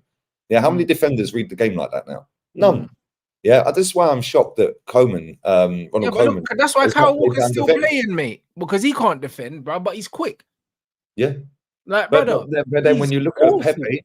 When you look at Pepe, bro, Pepe's still balling out a centre back, bro. Yeah, and but that's because Pepe's the elite of the elite. That is why. Do you know what I'm saying? It's the same with Matt Hummels as well. He's one of the very few left in the game defensively that can actually read the game properly. Yeah, he's very rarely out of position. and he smells danger. Why? Because he's played for the best clubs. Why has he played for the best clubs? Because he's a fucking great defender. Yeah. Yes, he's a madman. Yes, he's got the bozo gene. Yes, he can kick you and get sent off. Right. However, yeah, I'd rather have him at centre back than some of these dead centre backs out there now. And he's 41. He's a year younger than me, bro. Yeah, and he's still balling out. Yeah, and he ain't running around like a madman, slide tackling, last ditch tackles. Why? Because he reads the game properly. When did you ever see Saka on his bum, bruv? Never. Yeah, like Tony Adams, John Terry, they never had pace. Yeah, they never had pace, bro. Yeah, and this is the thing. You look at some of these players now, they're crap, bruv. They are crap. And this is why Ronald Koeman, yeah, the way Holland play, I didn't watch that game the other day. I wish I had, actually. I see the goals. Yeah, but I look at him and think, why the hell is Van der Ven on the bench? Because if you're going to play how you play, he has to start. Yeah, he should. Because he can recover. He's rapid. His recovery pace is crazy. It's crazy. And I don't know why. It's a friendship thing though, because Van Dijk and he's playing De Vrij and stuff like that. Yeah, but bro, like you have to play Van der Ven. You have to pay him, bro, with his pace as well. Do you know what I mean? And Ake at left back's quality. They've actually got a decent defense. He's probably been their best player, Ake. Yeah, he's class, man. Do you know what I'm saying? So, but again, he ain't quick. No, he's not. He can play left back and centre back. He's athletic. He's not rapid, but he's quick enough. Do you know what I'm saying? He could probably play in midfield and still be their best player, bro, because he's quality. Yeah, he's genuinely a very good footballer. Of a midfielder. Ake is a player, man. He's a proper player. And he comes up clutch every now and again as well. Like, do you know what I mean? It's like all the time, bro. Like, every time I watch him, I wanted him at Arsenal. Yeah, every time I watch him, I just think, mate, you're such a sick footballer for a defender. Which is why I think he could play in midfield. He could. He probably did. I wouldn't be surprised if he did play in midfield when he was younger, because he looks like he did. Do you know what I mean? He's very, very good. So it's just one of them ones where I don't know. We're at the point of the competition now where now it's the knockout stages. I think the games are going to get shit now. Do you know what I mean? Because now teams are going to be playing not to lose games. Defensive. Yeah, so it's going to get super tactical. I think the first round of games was the best because everyone was playing like carefree. Just to get the points on the ball quick time, innit? That was it. But that was where the best games were. That Georgia game against Turkey was class. That's still the best game I've seen. I know you watched the Holland-Austria. I didn't watch it. I watched the opposite game. Yeah, but yeah, that game from the highlights I see was decent. But again, Holland ain't winning nothing, mate, because they can't defend. Nah, you know what it is? Yeah, like defensively, off the ball, Holland have been all right. Like, but it's like, it's almost like when I look at them, they're not really dangerous enough going the other way to kind of get enough players up front that can't finish their dinner, bro. Yeah, that's what I'm saying. They're not dangerous enough. Sometimes, yeah, just having the threat on the counter is enough to kind of stop teams from really having a go at you. Do you know what I'm saying? And they can't earn the respect from other teams because Depay's a false nine. He's not an out and out. Gakpo is not an out and out goal scorer, and Xavi Simons on the right is not an out and out. He needs to be playing in the midfield. Do you know what I mean? So yeah, he's not a winger. I don't know why they're playing him on the wing. Yeah, he's more of an 8/10. Exactly. When they played Frimpong on the right hand side and they played Xavi in the midfield, they were better. Oh, that Donnell Malin own goal though was a bad boy finish. He's fucking awful though, man. He's awful, man. Oh my days. That goal, he finished that. It's mad. It was a shame it was the wrong end, bro, because that would have been one of the goals of the tournament. He's fucking shit though, man. He's so bad. You lot are linked to him. We've been linked to him because he signed to Ten Hag's agency, innit? But we're not getting him. Do you know what's funny though? Like I look at it, and like the teams that have played the best are the ones that are just there to just have a go. Yeah, not the bigger nations. The bigger nation, apart from Spain have been brilliant. Yeah, and they ain't conceded a goal. And they don't look like conceding really either. Even if you give them the team half a chance, you just know they're going to find a way to save it. Like Andy Carver-Howard just slide in and block it or something. Do you know what I mean? But like going forward, they are a mad threat, and their midfield in their squad is class. When I look at France, bro, yeah, Mbappe and all that is class. Well done, bro. The rest of their attackers are shit. Yeah, Ousmane Dembele has fallen off a cliff since he left Dortmund. Yeah, then they've got that Barcola lad, bro. He's rubbish. He's awful, bro. Crazy. He's awful. Yeah, then they've got Mawani, bro. I swear, I'm better than Mawani. Mawani shit as well. I don't know what Deschamps doing, bro. I can't lie. I don't know what Deschamps doing. And then they're putting Camavinga on the bench. I'm like, why is this guy not starting? He's their best player. He's the best midfielder in the world, bro. Bro, I think Mbappe's picking the team, blood. I'll be honest. He must be. I think he's picking the team because Barcola, what? Nah, come on, bro. No, they're rubbish, bro. Like honestly, and they ain't scored a goal from open play. I think they've had an own goal in the an own goal, yeah. Yeah, and a penalty from Mbappe the other day. Yeah, Yeah, but that's then right. I look at some of these other nations like Slovakia, Slovenia, Romania, Austria, Georgia. Bro, these men shouldn't be there. Real talk, they should not be there. Yeah, and they're playing the better football. Facts. Yeah, because they just want to have a go. Because you know what, they know that they ain't gonna win it. Yeah, so we're just gonna have a go, innit? And if we surprise a few people and get to a quarters or get to a round of 16, then cool. Yeah, we go back home and we're heroes. Yeah, because they're not supposed to be there, bro. There's YouTube channels out here with more subs than they have population. Yeah. Yeah, do you know what I'm saying? It's crazy. They should not be. Georgia should not have, bro. They qualified on penalties. I think it went 8-8 on penalties or something stupid. Yeah, and Cavra scored, got them through, and now they're out the group. Yeah, bro. Do you know what's mad? Yeah, they beat Portugal. Do you know how deep that is, bro? They beat Portugal. Yeah, that's a disgrace. Them Portuguese players should hang their heads in shame that they lost to them. Yeah, and now Spain will show you how to beat them because Spain slapped them 7-1 a couple of months back. Yeah, they slapped them 4-0 and 3-1. The last 3 times they've played, they've scored 14 goals against them and conceded 2. Yeah, Spain are slapping that lot, mate. Yeah, and I don't care if it was a reserve Portugal team and it was this. Who cares, bro? Portugal got gassed up as having the best squad. Yeah, so you got CR7. Why is he playing? Why did he play that game? Bro, they qualified. Why is he there? I have no idea, brother. Oh, yeah, and Belgium's another one. Bro, that game is going to be the stinkiest game out of the next round, by the way. That Belgium-France game. That is going to be disgusting to watch. Yeah, I can't lie, because Belgium are rubbish. Yeah, their strikers can't finish. Their forwards can't finish. And France, they're shit up front as well. Yeah, and they're both just going to go all the way to penalties on that. 100%. That's going pens. Yeah, because none of them can finish their chances because they're crap. And that would be the stinkiest game out of the lot. The best game would probably be Austria-Turkey. Oh, yeah. That's going to be a game. That's going to be a game. I'm looking forward to that. Yeah, but even Romania-Holland. Bro, if Holland turn up like they've been turning up, bro, Romania beat them. No, I hear it. Like, because they can actually defend and they can score. Yeah, and they will clark you anyway. Bro, the amount of times I see them the other day throwing players into the ad holding was crazy. Yeah, no, they're monsters still. But the same with the Slovakians, bro. That game against England is not easy. Yeah, it's not easy for us and it's not easy for them, but they should get beaten. But, bro, we're going to make that look hard work. Yeah, because they're going to start roughing us up. And when we get roughed up... It's not a foregone conclusion, Lee. Don't get it twisted. It's not, bro. It's not a foregone conclusion.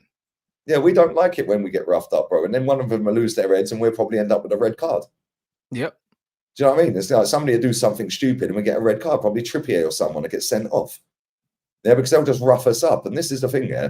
This is what, like, I've enjoyed watching this tournament, but the quality of football has been crap. But I've enjoyed it for the fact that the smaller nations are actually having a go. And they're mixing it up and they're getting these other teams rattled, bro. Yeah, and it's been good to watch for that side of it. Yeah, when I've been watching the Copa America all my days, that tournament's worse, bro. I swear. Yeah, I don't watch Copa America, bro. It's UFC, blood. I just see bare fights and that. Like that's all I see. Like the football there is awful, man. Yeah, it has been poor. The game last night, I ended up standing with Northside for 6 hours instead of doing my 2 watch-alongs. Crazy. Yeah, I think he's just raided as well. Big up Northside. Big up Northside, man. But yeah, Uruguay, they've played the best football so far. They've slapped like 5 last night. Yeah, they slapped 3 the other night. Argentina have been crap. Yeah, Messi, clean through on goal 2 or 3 times in this tournament, missed everyone. It's like, bro, you're clean through. You're Messi on your left foot, and how are you missing? Like, but his passing is still a joke, bro. He's still been good without scoring. Yeah, but the quality of football has been so dead, it is mad. And this is the problem, yeah. It's only gonna get worse, bro. Yeah, for the next 5-10 years, and then at some point, something will trigger, and it'll go back to some sort of football that resembles football. I don't think it will, you know. I'm gonna grab a drink here. 1 second. Yeah. I don't think football's coming back, bruv. I'll be real. I think football is gone forever, bruv. I'll be real, because when you look here at the way systems, and the way that coaches have been hyped up now, and all these disciples of Pep Guardiola, bro, I believe football's gone and it's never coming back. And this is just what it is, bro. And even the way they're coaching these kids and stuff like that, and what they're coaching him, like the fundamentals of the game have gone. Like it's died. Do you know what I mean? Like this is what it is, bro. Like the things that made football what it was has gone now. Now even grassroots football isn't grassroots football no more. Do you know what I mean? Kids don't play football outside anymore. Do you know what I mean? A lot of the fundamental things, that make football as good is learned in the cage, outside, or outside Just on the your grass. house playing on the concrete, bro.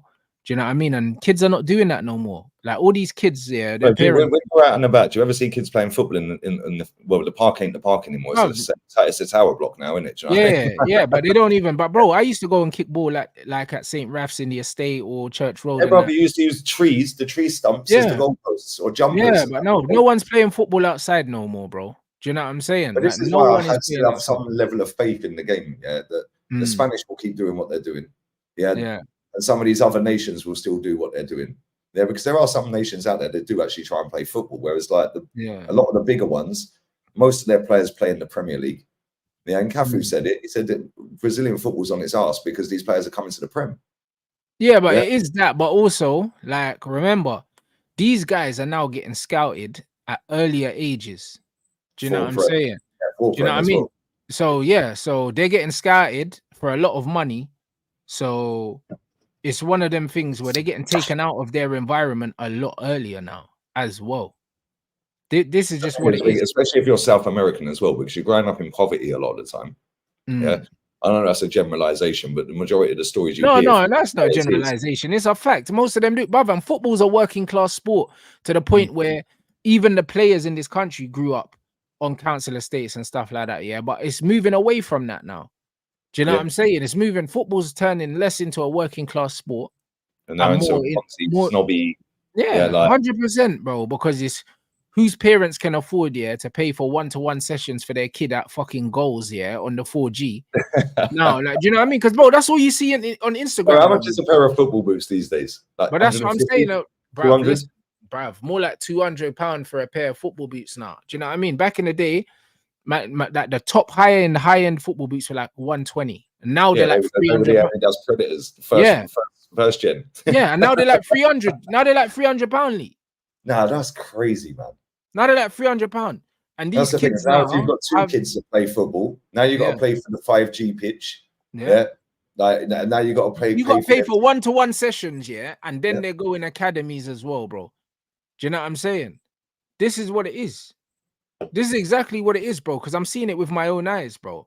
And the thing is, all these guys are learning, in these one-to-one sessions, is choreographed football moves that don't work on the pitch, because they don't work on the pitch because there's players running around and loads of stuff going on, and you still need to be able to react to the stimulus. You know, them ones there, like dribbling, passing the ball off the wall, and then someone holding a cone up and you running. That's not going to help you on the pitch. It's not going to help you on the pitch. I'm sorry. Do you know what I mean? What helps you on the pitch is being in the cage, and being in year 7 and playing against year 11s, and being afraid 4 above. Bruv, and being afraid of getting your ankles fucking clipped. There's no ref. Do you know what I'm saying? There's no one to stop it when you get smashed into the side of the fucking cage. Bruv, what?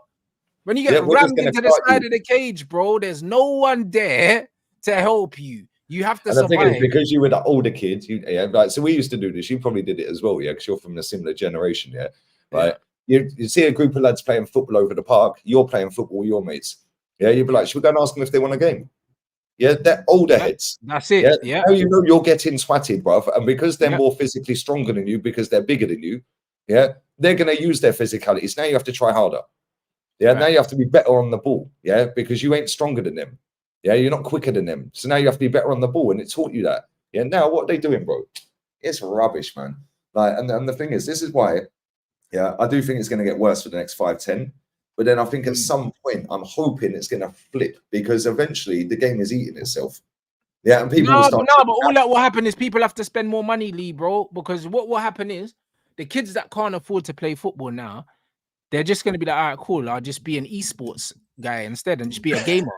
Bro, that's fine, innit? Yeah, bro, I'll just be a gamer, bro. I'll play FIFA on PlayStation instead of going outside and playing football. Because like man said, like when on every Saturday, like me and my best friend used to go down to the park, and because I grew up in Housden, there was bare Brazilians, bro, and the Brazilians used to bring their little samba goals to the park, and we used to just say, oh, can we join in? And we're gonna kick ball with these Brazilian guys from like 10:30 in the morning till about 6, and then go home for dinner all day, bro. We used to do that. I used to live in Milton Keynes, a place called Oldbrook, and there was a big park there called there was a park, I don't know if it's still there, called the Cricketers, and they play cricket there. Every Sunday they play cricket. But on a Saturday, there was a load of load of adults, yeah, from Nigeria. Yeah, every Saturday, bro. These were big brothers, bro. Like adults. And you knew they were going to be there every week. Every Saturday, we knew they were going to be there, bro. So we're going to ask if we could join in, bro. We were 13, 14, 15. We're going to join in, bro. These men were big guys, bro. Yeah, and they respected us because we went and played football with them. Yeah, they still clout you, I swear down, bro. Yeah, bro. We smash you up in the air, bro. Yeah, 100%. But bro, we used to play every Saturday. We used to get up on a Saturday and we're like, right, let's go and play football again. Yeah, we're going to beat them this week. Yeah, and then we do mixed teams and stuff like that. Bro, you're right. From 11 a.m. roughly until 6, 7 when it got dark in the summer. Yeah, 100%. Yeah, that's what it was. Do you know what I mean? That's 100% what it was. Or I'll be playing football outside my house in the road. Do you know what I'm saying? And everyone from the top of the street would come all the way down to the end of the street and we'd play up against the fences of against the wall, and then have another thing. And that's how we used to play. Now I don't see kids on the street playing nowhere. Go through estates, the kids are outside playing, they're inside playing their video games. So it's one of them how things. Did you survive playing against the Nigerian, bro? I don't know, because they were bro, you survive how you need to survive, bro. Yeah, like no, they were good though. Like, listen, they were really good. Yeah, they were really good. Yeah, like, but they were all in their 30s, like late 20s, 30s, and they were like teenagers. You know what I mean? Yeah. But they played against us like they were playing against themselves. Like, it don't matter that you're a skinny little white boy, like with spaghetti arms. Yeah, because you can't join in and then be beating them. They're not having that. So they're not having it, bro. But then we'd be there all day, bro. Yeah, my mum would come over with a packed lunch. Yeah, because we lived like 100 yards up the road. My mum, we never had phones back then. Yeah, so like we didn't have social media, we didn't have phones. You had to go out and actually talk to people. Oh, can we play? Can we join in? We want a game. Yeah, because we're playing here. Let's have a game. Yeah, people don't do that because they can't communicate anymore and they've got no people skills, bro. Yeah, facts. And then look, my man saying in Paris the kids are still playing outside, bro. It's the same everywhere. In Morocco, man, them are still outside playing futsal, bro. It's in London, bro. I'm telling you, and in England. Bro.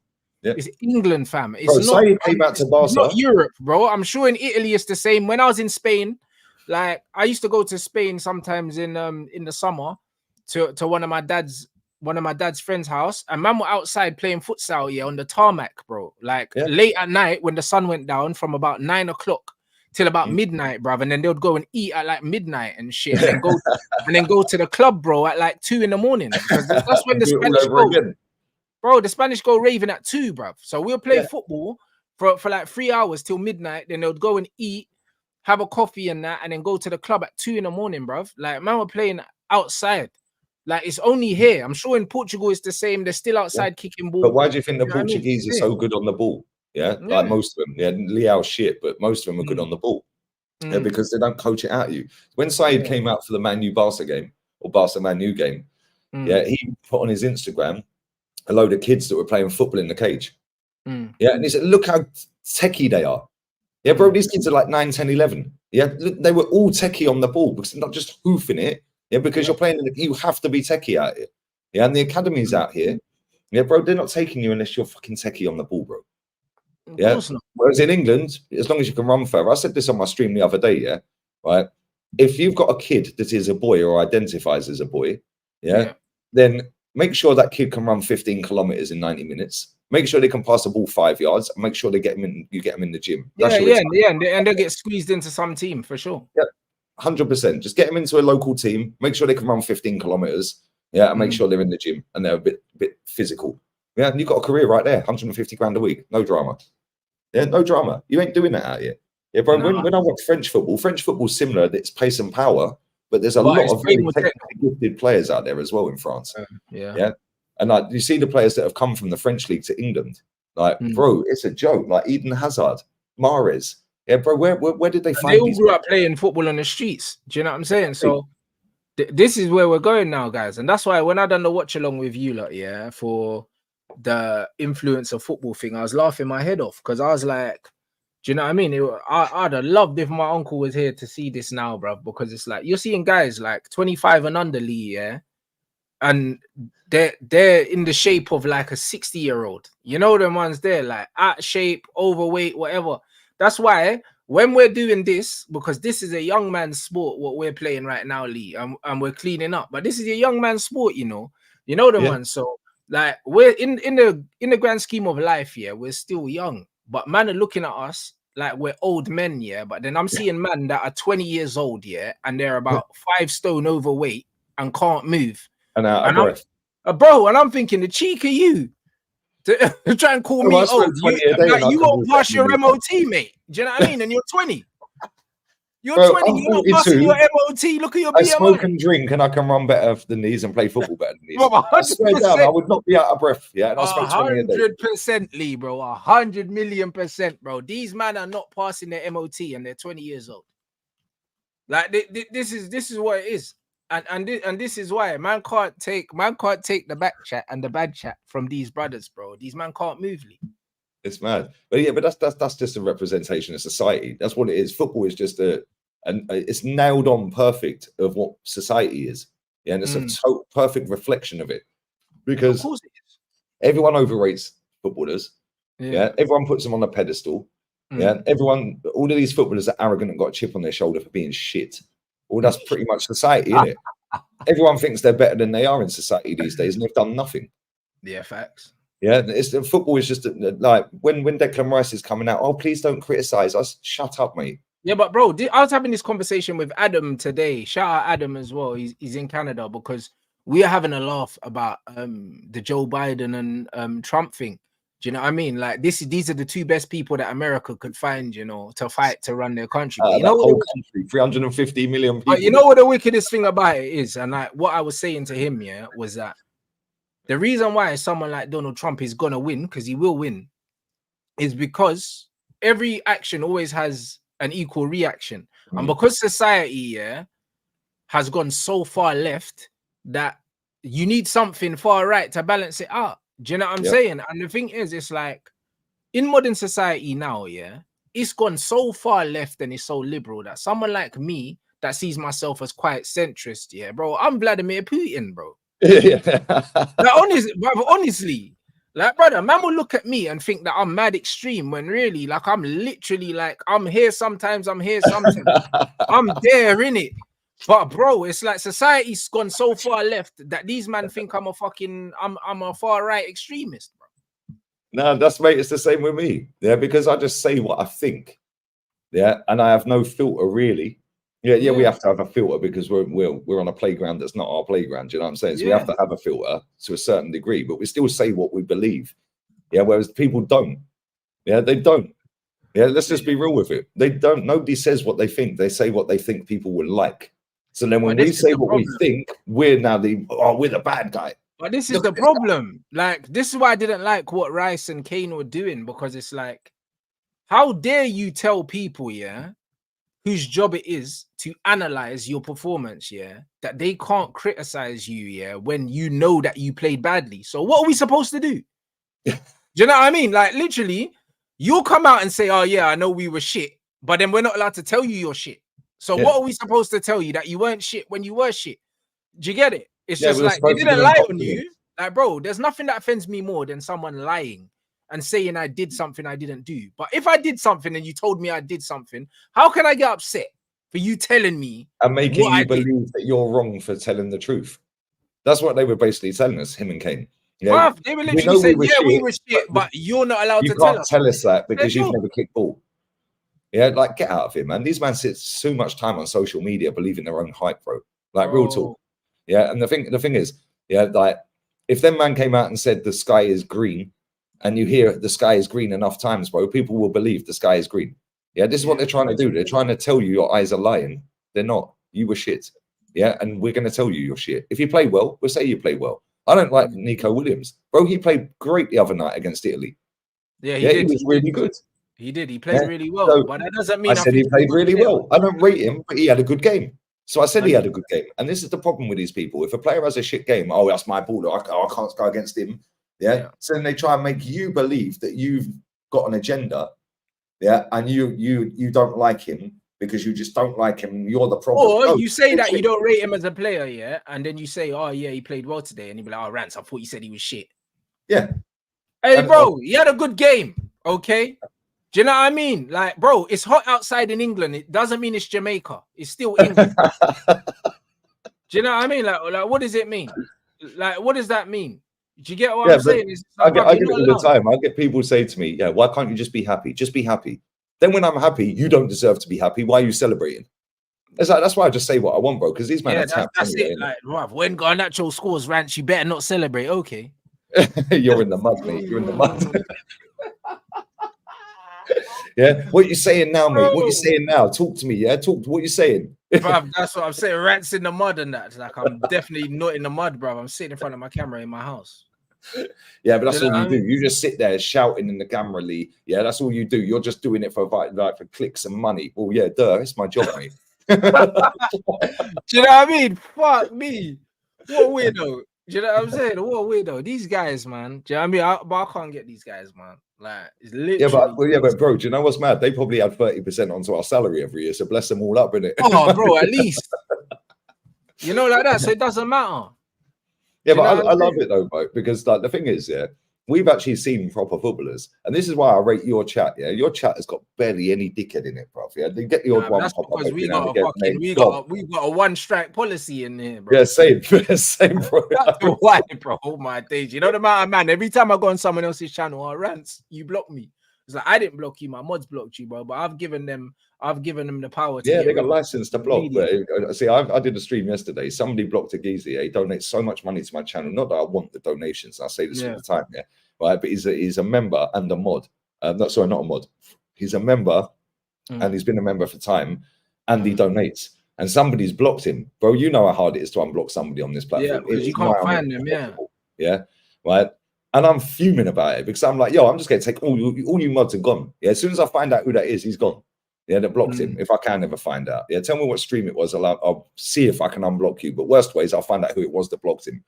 Yeah, it's like, come on, you know he's here every day because you're here every day and he's here every day. Yeah, but then that's when I get the ump with it. When there's people in the chat, bro, one strike, bang, see you later, bro. I don't even see the comments on my side because it filters through onto StreamYard, innit? Yeah. After it's gone into YouTube. Yeah, comes through like 5 seconds later. So I don't even see it because they've blocked it already. Yeah. And this is the thing. It's like people sit there chatting absolute crap, bro. The amount of mutants. This is the first summer I've actually streamed for about 3 years because normally I just upload. Bro, the amount of dickheads in my channels, bro. Especially the second channel because they're all blocked on the first. They come spamming my second one, innit? It's like, do these guys not learn? And then they're so tapped, yeah, they get blocked and then they set up another account instantly. They then have to subscribe to comment again. Yeah. But now these men have set up 4 different Gmail accounts. They can't remember their passwords for any of them. Now I've gained 4 subs. Like, why do you think I put it on sub-only mode, bro? Because I have to sub to chat shit. Yeah, that's it, bro. Nah, 100%. This is what it is, bro. Zero tolerance over here, bro. Because that way, bro, like I said it to my guys, yeah, the reason why we block people so quickly over here is because it's like certain people would rather have people in their chat, yeah, chatting shit, yeah, because it's good for their numbers or whatever. But I don't care. You know the ones I don't care about all that. Do you know what I'm saying? Because the way I see it is, yeah, like I interact with my chat, bro. Like I know every single person that comes into my chat. I know their username, bro. Like when it comes to recurring subscribers, yeah, I've got one of the highest recurring things on the whole platform, bro. Like these men are here every day because I got approached by a Kick, yeah. Because they've been approaching bare streamers and that, and obviously Kick hand out money and stuff like that. And they asked for they just asked for my analytics and stuff, sent them the analytics. And when they looked up like my recurring viewers, the people that come back every day, bro, like it's in a very, very, very small percentage, bro. So I know, yeah, my thing is, yeah, I get loads of views every month, and I know that these views come from the same people, and I'm happy with that. You know, them ones there. That's why I grow slowly. I grow about 1.5 to 2,000 a month. I grow slowly, but these people are here every day. Or rather that certain men have a little big spike and then they just stop growing. Yeah, they sub for one video they liked. And yeah, that's it. And then they don't watch everything. My guys are here every single day. You and Saeed, myself, all 3 of us interact with our chat. It ain't about super chats. Yeah, Saeed got dropped 500 quid the other day. Bless him, man. Yeah, the same guy dropped him 400 3 days earlier. I was like, yo, tell that guy whatever job he's doing, I need that job. Yeah, because if he can drop 900 in a week, brother, and it's nothing, I need that job. Like real talk, right. Yeah, right. But all 3 of us actually interact with our chat. I tell people stop donating to me. I don't want the donations. Yeah, they're nice to get, and it's your money. You can do what you want. You're an adult. Yeah, and if you want to drop it, that's cool. Bro, and that's amazing, and we appreciate it. Do you know what I'm saying? But it's one of them ones where everyone's the same here. You know, bro, I see the same people every time I come on your channel. I see the same people in your comment section. Oh Yeah, yeah, and every I know single that week. you're interacting, bro. The amount of times people have said to you, "Yo, Rants, yeah, you got 10 super chats you didn't read." Yeah, oh, sorry, mate. I was just busy talking to the people Yeah, that are here. busy talking to everyone else in the chat, and then we go back and we'll read them. You know, them Yeah. ones there. And that's what it is, because you know what it is on other channels, people send in super chats because that's the only way that they can get them read. I read comments even when it's not a super chat. So because of that, just because you sent in a super chat, that don't mean you're gonna get priority of everyone else. I will read it, but And do we you know what I'm appreciate saying? it. And I appreciate it, but I read it when I get to it. Do you know what I mean? There's people that send in super chats and I block them because people think that they can be disrespectful with the super Oh chat. yeah, yeah, I get that. Yeah, And it's just like, bro, I'll block you, bro. Like, do you know what I mean? I'll block you. Do you know what I mean? Sending in the super chat don't mean I'm gonna read it. Like, 10 quid super chat to call me a nonce. Yeah, I ain't even yeah, reading it. bro, I'll block you and take your money. Do you know what I mean? You can't take it back. Do you know what I mean? Yeah, because we interact. This is why our audience come back every day, because let's be real, right? When we do watch alongs, how many of these people in the chat are actually watching the game? Yeah, especially if I'm doing Bolivia versus Andorra. Yeah, some are just here to chat to you, to us. Exactly. And why? 100%. Because maybe they're going through something in their life. Maybe they're not happy with something. I'll be maybe doing they're my basketball watch alongs. Man will be like, listen, I ain't even watch basketball. Man's just here for the vibe. Say less. Because they enjoy the fact that you're going to interact with them and they enjoy your personality, and it's an equal transaction. We get paid out of doing what we do, and the people enjoy what we do. Yeah, and they get a level of interaction. Yeah. Whereas on other channels, people will only read out a super chat. Yeah, that pisses me off. But that's their channels; they can do what they want, innit? Which is why our engagement is so high, bro. Yeah, it's ridiculous, bro. My engagement on the show the other day, I can't remember which one it was. It was a watch along. I think it was like 17 minutes, 20 on a watch. My average watch time, on my Rants Reacts thing that I put out yesterday is 26 minutes, 26:34, blood. Bro, that's Coronation Street without the ads. 26 minutes, bro. That's a whole episode of EastEnders. That's wild. Yeah, but this like that. Because you interact, bro. And that was yesterday, and that came out yesterday night. That finished after midnight. Yeah, so that'll go up. Yeah, that'll go up. But this is the thing, we interact, bro, and this is the problem. Yeah, there's people out there bouncing from channel to channel, media to media to media, getting the quick money, the instant gratification. Oh yeah, I'll take the quick money. Yeah, cool, you do that. That's your thing. You can do what you want. I ain't telling people how to do their thing. Yeah, however, I don't want to do that, and we will always grow slower. Me, you, and Said will always grow slower because number one, we're not sellouts, right? Number two, we interact with the people that actually make us have a living. Yeah, 100%. Because if we didn't interact and we were just snobby with it, and just sitting here, just only reading super chats or not pinning comments, even if somebody puts a super chat in, I don't always read them, but I'll reply to them. I'll pin it and I'll just reply in the comments because it's off topic. Yeah, and I'm in full flow, or I'm on a panel show with Jez and Kenny, or with Said and Northside, or whatever, or with you. So I'll just reply in the comments. Yeah, but I know the same people are in my chat every day, and I know their background, I know what job they do, I know how old they are, I know their missus' names, I know where they live, and we have banter. Yeah, there's a guy who comes in my chat, bro. We saved him from the pig the other day, bro. He was getting catfished, bro, on a blind date thing, right? And I swear, it was the Italy-Albania game. Anyone who's in this chat now, I swear down, bless up to you, because that was the funniest stream I've ever done on this platform. Yeah, and I swear he then bagged the fitty who was in the same friendship group. Yeah, and he's been on 2 dates now. Yeah, there's another guy in my chat who went to uni with a Russian dolly, hadn't seen her for years. He asked for a bit of advice in the chat, like I'm some fucking relationship guru or whatever. But bless up, right. He's then been on the date with a Russian dolly that he ain't seen from years from uni. And it went well. So now, bang, 2 men have just been saved, bruv. There's another guy who was in my chat the other day, and he was asking me some mad questions, bruv. Yeah, bless up speech, bruv. Yeah, he was in my chat, and I was like, bro, you asked me the most random questions, like how tall is your dad and stuff like that.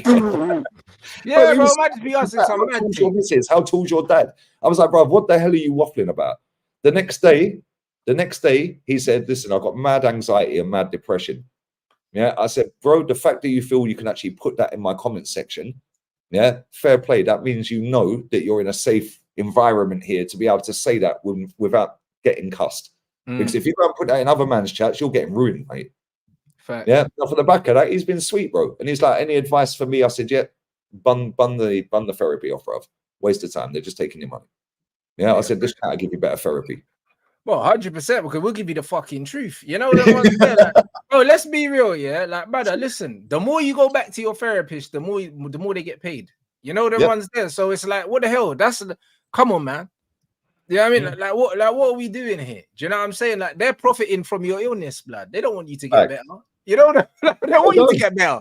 You know what I was saying? Like, come on. They don't get paid anymore. They got to find somebody else. But that's what I'm saying. Like, fucking hell, I got to replace you now. Do you know what I'm saying? Like, what does that mean? You get it? So, nah, it's all crazy, bro. Listen, I'll give you a bit of advice, bro, and that's it. Change your life, cuz. You know what I'm saying? Free of charge. What did Ornstein say, guys? Like, you look, man, them saying Ornstein bomber. Yeah, de Ligt. Man United seriously considering a move to sign Matthias de Ligt from Bayern Munich. No club talks yet, or certainly moves happening, but Bayern centre-back increasingly viable option for Man U. Independent. Oh, okay, yeah, that's Jared Brentwaite interest. So basically, that's not real, his agent. That's what that's not real, blood. We're using the Brentwaite thing. We're using this to get Everton to drop the Jared Brentwaite money. We don't want the Ligt, bruv. We want Brentwaite. No talks with the club yet, which basically means hurry up. Yeah, which means we've inquired with the agent. Do you know what I'm saying? Just to ask, and then now it's out there, and then Everton are gonna think, right, no one else wants Brentford. And then Everton are get in touch with the Licks agent and say, if man, you've been in contact, they have. Yeah. Now Everton shit their pants and give you Brentford for what you want him for. That's right. We're not gonna get the Lit. Do you know what I'm saying? So it's one of them ones where United are doing the right thing. That's what we have to do. Bro, we literally have to make it. We have to make it look like we have other options in it. Like that's the game, bro. Like, we have to use the media. This is what all these guys do. Use the media. Do you know what I'm saying? So again, that was nothing news. Man said it was a bomb. There's no bomb, rude boy. Like, do you know what I mean? Everything's still standing. Nothing happened. Yeah, facts. And he's crap anyway, so you don't want him. Let's be real. Yeah, we don't want him, bruv. Do you know what I mean? Hey, big up the chat, bruv. I see you, man, putting the LV General thing in the chat, bro. You know this shook brother, yeah? This shook brother. What's he done now, man? Bro, listen, this guy's shook, fam. I'm telling you. Imagine, yeah, bro. Imagine I called him out on Bants Sports Ooze, yeah. Obviously, Loons, yeah. Loons is a wind-up merchant, so Loons is gonna put the clip in the group chat that they're in it. And then, bro, this guy messaged my brother and that was sending my brother voice messages saying, "Oh, I want to come on the podcast and all these other things." I said to my brother, well, he needs the exposure, of course he does. But that's what I'm saying. I was like, listen, this brother, I said, listen, this brother can come on the pod, yeah, and sit opposite me, yeah. Once the fight is made and the papers are signed, then he wants to fight. No, bruv, listen, imagine he's been online saying he wants to fight someone, yeah, for time, innit? Like, it's on his Instagram, you can see. Why does everyone want to fight? It's on his YouTube. Why does everyone want to punch each other up? No, but you know what is Lee? You know what is Lee, bro? Like, man watch the Misfits thing, yeah, and they think that it's WWE. They don't understand man actually get knocked out, innit? But that's another story, yeah? So, listen. So, he's talking about saying that he wants to fight this, that, and the other. So, I've called this guy out, yeah? And then, bro, he's hit up Loons, yeah, saying saying that. First, he was saying to Loons he wants to fight, yeah, and I did. You know me, I don't believe it, innit? Do you know what I mean? Yeah. And then, bro, he messaged my brother. He messaged my brother saying, "Oh, like, what do you mean? Like, your brother's saying this, that, and the other. I don't back down from no one, and I want to come on the podcast and stuff like that. Yeah, like, no diddy, fam." So imagine he said, yeah. He wants to pull up to Bants Sports Ooze. So I'm like, bro, let's be honest. I'm not giving this guy any clout about coming on Bants Sports Ooze. What are you coming on Bants Sports Ooze for? Once the fight is made, yeah, then you can come on Bants Sports Ooze, sit opposite me and say what you want to say. Do you know what I mean? But until the paper's signed, why am I going to invite you on the podcast, yeah, to make you relevant, and then you're going to duck out the fight? Do you know what I'm saying? That don't make no sense. Do you know what I'm saying? Why didn't he message me? He did message me. I didn't respond to the message. I didn't even read the message, because why is he messaging me for? You're like, your persona, man, is crazy. It's like, what the fuck are you messaging me for? Brother, why is he messaging me for? He did message me. He messaged my brother. He messaged me. Why is he so loud? Bro, listen. Hey, listen, bro. Listen. I haven't watched the podcast, yeah. So what did he say? What did you actually say? Why'd you call him out? I'm gonna grab a beer. I'm listening. Yeah? Nah, you know why it is, yeah, bro. Like, this brother, yeah, has been saying on social media that he wants to fight people, yeah. A man saying he's a roadman and all that. Like, bro, hold on, let me get the audio, blood, because this guy's a fool, innit? Do you know what I'm saying? And the reason why, when he messaged me, I completely ignored it, yeah, The reason why I ignored it is because I know this guy's not on nothing. Like, bro, listen to this. Hold on. Band the long talking thing. I'm here to pick my opponents. Yeah, people were giving me ideas of opponents, but I'm gonna pick my opponents. So we got Bevo, Moldine, Don't know who Ryan Taylor, Ed Matthews, Halarambam, some mute man, I don't know his pronouncing name, him, and some next you J200 or something. I don't know. I think I see him in there, but the brother's humble, so I don't know why I'm hearing, oh, J2 said he would punch you up. You're talking about he saw me and said, what, go on? Like, I don't even know man like that, but I'll still show love to people and say, well, go on, innit? But don't do the cheeky telling next man they're going to pack man in and see man and, well, God, that's dead. Because I'll rat man off. These man don't know my energy. I'm not from the YouTube world. I am from the streets. This is why I don't class myself as no celebrity or famous guy. I'm just from the roads. You can call me a street celeb, it's gone, but I'm just from the roads, you man. But yeah, anyway, boom. Those are my opponents, I've said. Yeah. Out of these lot here, who the fuck should I go for? Remember, bear in mind, it's my first fight, so I don't want to go and do the madness and it's all rushed. I want to do it properly. One by one, these men are getting licked down. You understand? One by one. Look. One by one, you're all getting licked down. Who wants to get licked down first? Let me know, innit? That's what Why is the man talking about licking? Why is the man talking about licking next man down, bro? I have no idea, bro. So he was talking about knocking people out and all this year. So I was like, bruv, you're offering man out fights, yeah, that one wouldn't fight you because they're a lot bigger than you, yeah, in terms of like their I don't know who Bevo is. I don't know who any of them are. I only know Ed Matthews because he done grilling, bruv. That's how I know who he is. He's that guy that eats food in one, bruv. Like he'll eat a whole potato, bruv, and he'll just swallow it in one. Yeah, bro, this he's a bit of a wrong, and I can't lie, yeah. But bro, he'll eat a roast dinner. Has he got a big following? A massive following.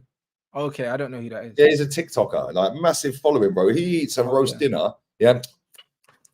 It's like, bruv, stop slapping your stop, man. Stop slapping your lips when you're eating, bruv. That's uncouth, bruv. You know what I'm saying? Yeah. You've got no decorum, bruv. You can't take him to a posh restaurant. You know what I'm saying? That's a mad thing. No, bro, he would literally eat a whole fucking roast potato in one. He'll swallow it, bro. What the hell, bruv? Yeah. I see a clip the other day. Right? Yeah, he had something on his neck, like a big thing hanging out. Like I don't know what it was here, but it was a boulder hanging out the side of his neck or something. And some guy, he goes, "I really don't know what this is. I'm really worried about it." He said, "Yeah." Some guy went, "Mate, that's the roast potato. You didn't swallow. You swallowed. You didn't chew, bruv. I swear down." But why is this guy trying to fight everyone, bruv? Like, this guy was talking like he was on smoke. Yeah, so I'm like, obviously, you're calling out people, yeah, that one aren't gonna fight you because you know that they're not on that, yeah.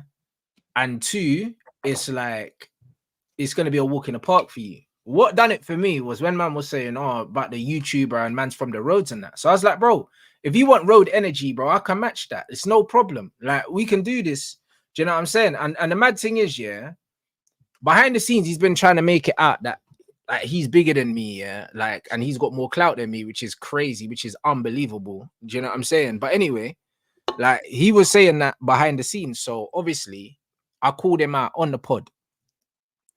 And then Loons, Bobby Kasanga, them like they're all in a group chat, innit? The same group chat, yeah, where he was putting the thing in to try fraud man out their money and that. But basically, like, yo, man wants to smoke. What you saying now, bro? Yeah. So they put me calling him out in the group chat. And then, bro, he messaged me. I saw I had a message from my man, and all I saw was it said like Augustine something because he paid for his blue tick in it, so it's got his government name. So I saw that he messaged me 4 times. Obviously, my thing's verified, so it goes to the another thing. Section, and I saw it. I didn't even read the message because I'm like, why is he messaging me for? Because if he wants to fight, he doesn't want to. Why would he want to talk to me? You know them ones. So I'm thinking this is an excuse. He don't want to fight. Do you know what I'm saying? Like, come on the pod. Yeah, but that's what I'm saying. Like, bro, if you want to fight, why are you messaging me? If a man called me out to fight, I'm not messaging him. That don't make no sense. I'm saying, yo, cool, I want to fight. Where do I sign? You know, like that. That's what I am on, innit? Like, if I want to fight and it makes sense and someone hits me up, why am I hitting him up to do what we when you did the thing before, yeah, with you know who's son, yeah. Yeah, I never spoke to him. I never spoke to him. No, but you never spoke to him. There was a load of to and fro on Twitter for a little bit. Yeah, a couple of tweets. And then we agreed to fight, and then there was no dialogue. Bro, we didn't speak. The first time I spoke to that youth, was after the fight. Yeah. I never spoke to him. The guys that organized the fight, sent me the paperwork, and I had all my dialogue here with the people organizing the fight. I never once spoke to him. I never once spoke to DT. I never spoke to no one because there's nothing to talk about. I'm fighting you. I'm gonna take your head top off, bro. So why are we talking? Like, do you get what I'm saying? So as soon as he messaged me, I'm thinking, I don't like this. Why are you messaging me for? We're meant to be fighting. Do you know what I'm saying? Like, we're not friends, blood. So why are you messaging me for? So, and then he messaged my brother, and then bro, man said, let's pattern this year. I'll come on the show, and we can have it out properly. And that, like, when you next doing a pod, bring me in. You're gonna stream it live on the show or something? But that's what I mean. like, I don't back down and that. Like, he was basically saying, what do you mean not back down, bro? Listen, agree to the fight and sign the papers, bro. Do you know what I'm saying? And still behind the scenes, man, still doing the thing to Bobby, saying, but like, you get me? Like, man's ain't got a big enough following and this, that, and the other. Brother, Bobby was like, listen, he gets way more views than you on every platform. What are you talking about? Like, if you don't want to fight, just say you don't want to fight, innit? You know what I mean? But don't be. I think he's still upset that Philly and Chunks binned him, bro. Like, bro, this guy is shook, bro. Do you know I don't know the guy. I've never met the guy. I don't watch any of his content. This guy's saying I don't back down and all these other things, But if you don't back down, then why are you messaging me, bro? Agree to the fight, and I will see you at the venue. We don't need to talk. Do you get me? I know that's factually correct what you said about the other guy. I know that's factually correct because I used to hang around with him at that point. Yeah. And I was in that room, with your brother. Bless up your brother, because he called me out. He was like, I don't think I don't see your tweets, Gunner. Yeah, you're cussing me off online. It's like, I see you, Leroy. Yeah, and then I can't even remember what he said to me, Rants. He fucking made me piss myself laughing. I was like, let me buy you a drink, bro. Yeah, and then we've been called ever since. Yeah, but I was in that room, and that was when you were talking to him. Yeah, I never spoke to you. Yeah, but I spoke to X. I spoke to him, obviously. But I know factually that is correct. You never spoke to him. Yeah, it was just turn up on the day and bang, it's done. Yeah, no conversation. Man didn't speak to man, like literally not once. Do you know what I'm saying? So it's one of them ones where, bro, the fact that he messaged me, I saw that as but like, what are you messaging me for? Do you know what I mean? You said you want to fight. It's like the guy that does my physio. What did I do? Brother, the guy that does my physio is cut man for Bellator. He's cut man for, he does the Misfits and that. Do you know what I'm saying? Because I met him through Michael Venom Page like years ago. You know what I'm saying? So he's the guy that does the Bellator cuts, everything like that. So I can get the Misfits thing patterned, bro. Like, man's got directs between that and between Savage Dan, who's my guy, who works for Boxer and Sky Sports and that. You think that we can't get a fight pattern somehow? Well, we can get that patterned. Do you know what I'm saying? Like, it's not a problem. Man can get the fight. Man can get him some good money and all these things. None of these things are a problem. Do you know what I mean? None of these things are a problem. So you don't need to message me. Do you know what I mean? You don't need to message me, just bro. say the date and the time that you want to fight. Just agree to the fight. I'll get someone to send you the paperwork. You sign it, and then I'll see you in the ring, bro. Like, there needs to be no conversations. Do you get it? So on a scale of 0 to bullshit, how likely is this going to happen? Brother, I'll be real, he's shook. You know the ones, bruv. Michael Venom Page, bro. Like, bruv, Michael Venom Page and his brother was training me for my fight. Like, they were at my fight, bro. The only reason why they didn't walk me to the ring is because my boys, a few of my other boys, had to walk down, and they said only a certain number of us could walk down to the ring. So I had my best friend. I know this is true. I know you're not bullshit. So I had my brother and my best friend, and they walked me down, and a couple of my other boys and Savage Dan, who was also in my corner. Them man were in my corner. That's the only reason why Michael and Marvin didn't walk me down to the ring. Like, those are my guys. You get me? So it's one of them ones where I'll be real. Like, this fight can be made like this, bro. Man can have the paperwork like in front of him by Monday morning, and it's Friday. So, like, if the fight don't happen, it's because he's shook, bro. There's no other reason, because he's messaging my brother saying he don't back down and he wants to have it out and that. Bro, we can do all the talking you want, after you sign the paperwork. Do you know what I'm saying? After you sign the paperwork, and I know you're catching the fade, bro. We can sit down and we can talk. Do you know what I mean? We can talk. Oh man, do you know what? I'm so glad I'm a lover, not a fighter, bro. Do you know what I mean? Nah, bro. Like, I'll be real because man There's saying enough people that want to box my head off, though. I can't lie. No, but fam, how can the bread turn around and say that I don't have enough clout, yeah, which is ridiculous. Do you know what I'm saying? That's mad. That's a mad that brother's never trended on Twitter. You know them ones. When it comes to clout, yeah, I've got we're trending I've got week. way more, bro. I've got more clout than I want. You know them ones. I just want to make my content and get on with my life, bro. I don't want to hear that I'm trending on an app that I don't even fucking participate in. Do you know, like that? Do you know what I mean? So it's one of them ones where, bro, I'll be real. The clout thing's a myth. Do you know what I'm saying? The clout thing is an absolute myth. Do you know what I'm saying? He don't make no money from YouTube. He don't make no money from Instagram. Do you know what I'm saying? And this is just what it is. So yeah, the only time he was trending is when he scammed the group chat. Do you see what I'm saying? It's world class. I can't lie. This chat is world class. Bro, man went viral because a man posted the group chat when he was trying to get money off people and he got scammed. Do you know what I mean? Like, that's the only time he get, bro. I trend for my opinions, bro. And this guy trends for taking L's. Do you know what I'm saying? And this is what I'm trying to say. So he turned around like he's got more clout than me, which is an absolute myth.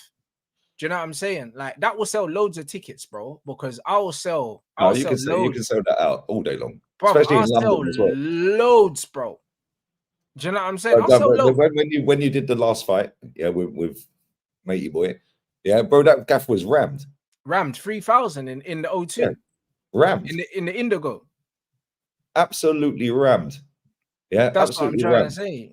This is what I'm trying to say. So him talking rubbish, yeah, is that it just doesn't make sense. So when he's saying that, like, man ain't got enough clout and that, it's his way of trying to worm his way out of it. But the problem is, yeah, he's spoken way too much shit. Do you know what I'm saying? So it's one of them ones. The fact that he's asked to come on my podcast, bro, it's like, why would you ask to come on my podcast? It's me and my brother's podcast. So you're up like, brother, why? There's not a single show he does that gets even half the views that Bants Sports Ooze gets every week. So why do you want to come on my show, yeah, when you haven't signed the paperwork? But then you're saying that I need you for clout, but you're asking to come on my show. How does it make sense? Mad. Do you know what I'm saying? That don't make no sense. Do you know what I mean? I just find this all funny. I can't lie. Bro, and the thing is, with me, yeah, the thing is for me, it's like, I just want an excuse, yeah, to get back training again. Like, that's it. That's my thing. You get me? Because I'm in the gym and everything like that. But when you've got a date that you're going to fight and you know... Yeah, now you're in the zone. You're locked in. You know what I mean? I know there's a certain weight I want to make. You know what I mean? And you're just focused, bro. And I just like having a focus, you know, like that. So it would just be nice for me to just be locked in to do this, get some content out of it, do some vlogs, whatever. Do you know what I'm saying? Like, to me, it's work, innit? And it's boosting you as well and getting you in better shape. That's what I mean. And he needs the money more than I do. So it's one of them things where it's equally beneficial for both of us. He gets paid. Do you know what I'm saying? I get to enjoy making some new content and then I knock him out. Like, this is what happens. Do you know what I mean? So I don't understand, bro. I don't understand why he's doing all this talking behind the scenes, yeah? And then today he posted a video of him boxing on his Instagram story. And I only know this because somebody showed it to me, bro. Like, I don't follow him. Oh, no, this is funny, man. I was literally in the gym today, yeah? I was literally in the gym today, and a brother that goes to my gym came up to me and was like, oh, have you seen this? And showed me, he posted a video of him sparring, yeah, on his Instagram story. And I know that was directed at me, but I don't follow him. You get me? So I was just, oh my days. Bro, check his story now if you don't believe me, if it's still there, bro. Like, I don't follow him. So it's one of them ones. The brother showed me on his phone. So it's one of them ones where he's been doing a lot of talking behind the scenes, yeah, trying to get out of the fight. But then he's messaging my brother saying he wants to fight me and he wants to come on the podcast. And he can't lie. I don't get why he wants to come on the podcast. Bro, and he can't lie because if he tries to lie, bro, man will bait him out. You know, man said in his thing that he's not a YouTuber, He's not a celebrity. And man this said and he's that. from the roads. Call me a road Yeah, but then he wants to celebrity, come on the podcast. That makes no sense to me. I can't lie. bruv. Man said I'm from the roads. Why do you want to come on the podcast if you're not a YouTuber? Like, that makes no sense to me. I can't lie, bro. But this I don't know the geezer. I've never met him. I've seen some of his clips do the rounds here and there. Yeah, and I see him saying he was moaning about Philly and Chunks binned him off. Yeah. On Winners Talking podcast. Yeah. I see you on there the other day. This brother jumped out of an aeroplane. And imagine jumping out of an aeroplane and not even getting 10K views, bro. That's crazy. You know the ones I reckon I could literally take a shit and 10,000 people. Bro, but that's what I'm saying, bro. Like, bro, man jumped out of an aeroplane. Do you get me? And this is what I mean, bro. It's like he's suffering right now because I see my man doing bare different things, bro. Like, man's posting stuff on the IG story and all of these other things. And it's What's like, his bro, Instagram? What's his Insta? I don't know. Like, just write LV General. It will come up, bro. It's verified account. He pays for it. That's why it's got his government name there. Mine just says Rants and Bants. Oh, there we go. Because I earned mine. Augustine Mitchell. Yeah, that's it. Let's go to his story. Bruv, man's got something. Yeah, the guy's doing fucking baby giraffe. Yeah, bro, he hit my guy, and the guy was off balance as well. It wasn't even a proper shot. You know them ones there, like hit man with a glancing blow and that. Yeah, but bro, it's literally a 1 second clip. But that's what I'm trying to say, Lee, bro. Like, he's just a gas man. That's staged anyway. Come on, let's be real. He's just a gas man, bro. Like, I ain't got no time for it, bro. Like, I just want the fight because it will motivate me to get into the best shape I've been in. The best shape I've been in my life was at my last fight. Yeah, this is where, yeah, bro, Zachariah, you're right. He did go on AFTV. Yeah, he did. That's what I'm saying. Yeah. That's what I'm saying. Well, I've never heard of the guy before. Yeah, and listen, he may. But there you go. He went on AFTV because his buzzer died and he needed to go somewhere. But either way, yeah, like he may or may not be a nice guy. He may or may not be from the. Nah, he's a donut, bro. He's a donut, I don't know him, bro. So I don't know. Yeah, I'm he's a donut, bro. I met him ages ago. What you were saying, yeah, bro. I can't.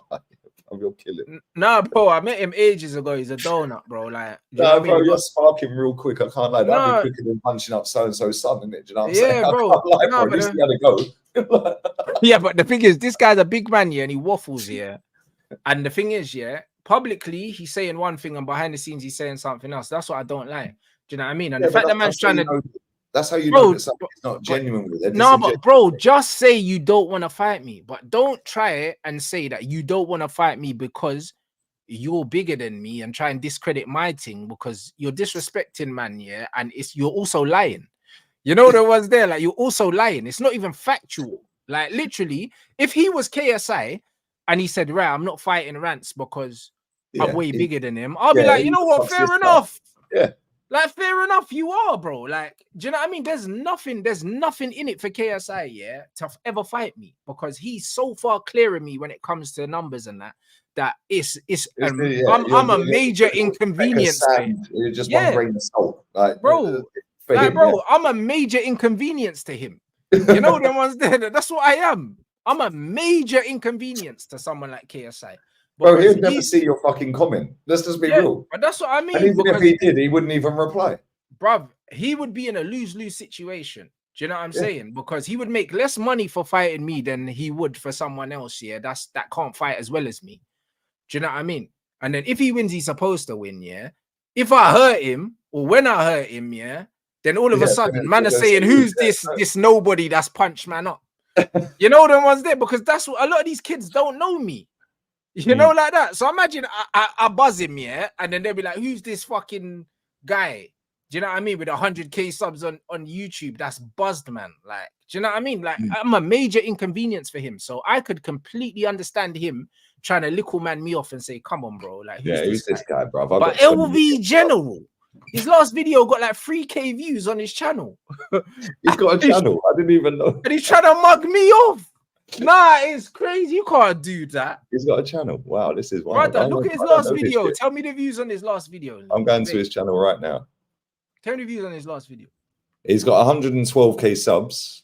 Yeah. Obviously, 111 of them are dead subs. Yeah. Last video, how many? He's never done a live because he can't hold an audience. 3 days ago, 3.5K. It was a 31-minute, 31-second video. The one before that was 11 days ago, and that was 4.2K.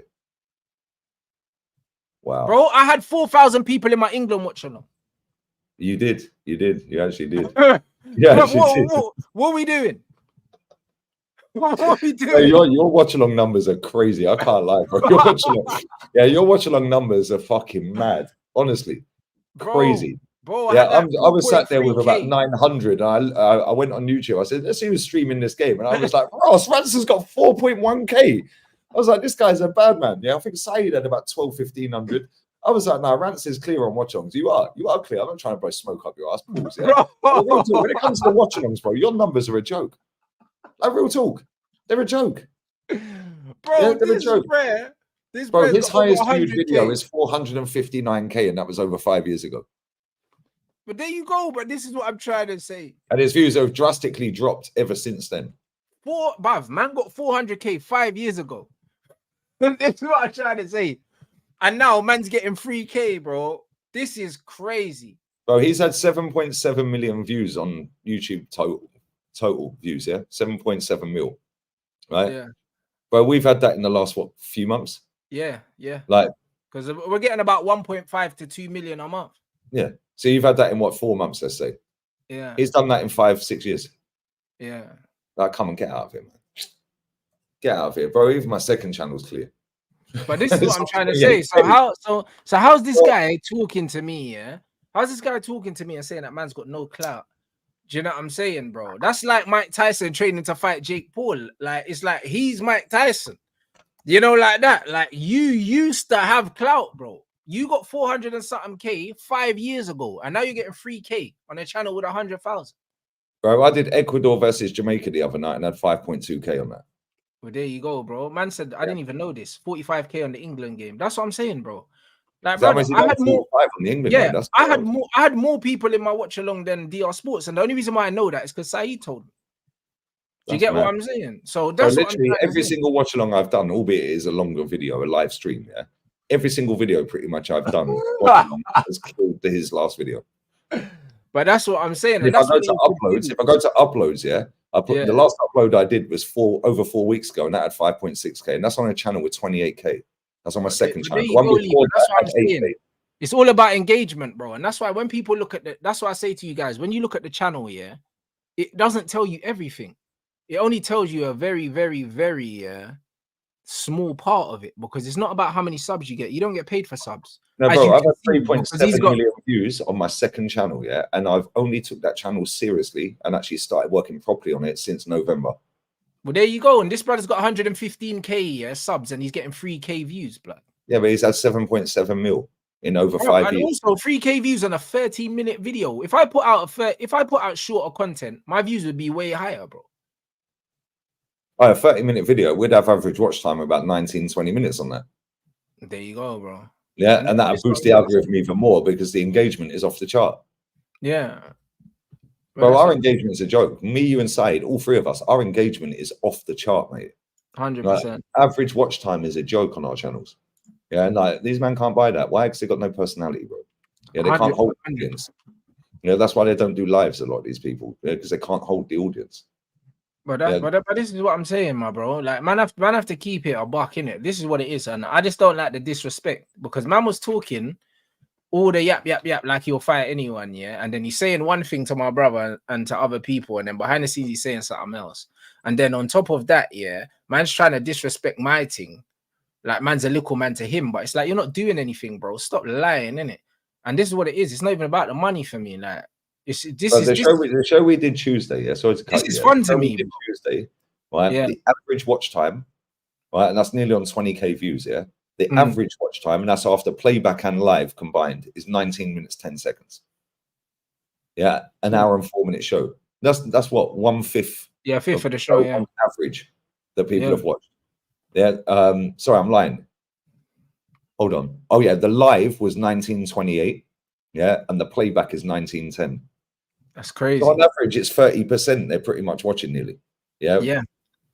Like, or 20%, 25%, whatever. Yeah. Either way. And we peaked at 1,840. I'm looking at it now. The average was 1,389 people watching. But that's what I mean. We've been live for 2 hours and we still got 1,600 in. And the average watch time's through the roof. We already know this. But that's what I'm saying, Lee. But this is what I'm saying. So I'm like, bro, like, just keep it respectful, innit? Like, bro, if man messaged me behind the scene and said, listen, bruv, like, if he said to me, listen, I'm just trying to hit a lick here, like, man don't want to fight you, man just want to slap up my team. Yeah, bruv, if he said, listen, I don't want to fight you, I just want to slap up one of these Niki Breas and make some money, yeah, like, it's cool, I'd respect that. But how you going around telling people that I ain't got on the pod as well, bro? You're going around telling people I ain't got no clout and all these things, and you're disrespecting my thing, yeah?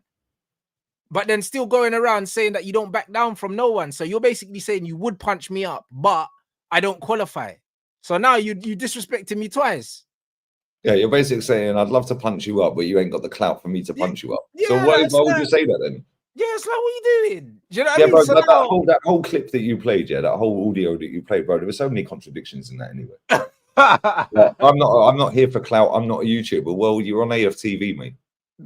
And you've got a YouTube channel with more subs than we have, but you don't upload, and when you do, nobody watches it. But this is what I'm saying. It makes no sense, bro. I can't lie. Bro, I'm a reasonable person, yeah. I'm not a fighter, bro. I'm built like a shoelace. I'm not fucking here to fight, bro.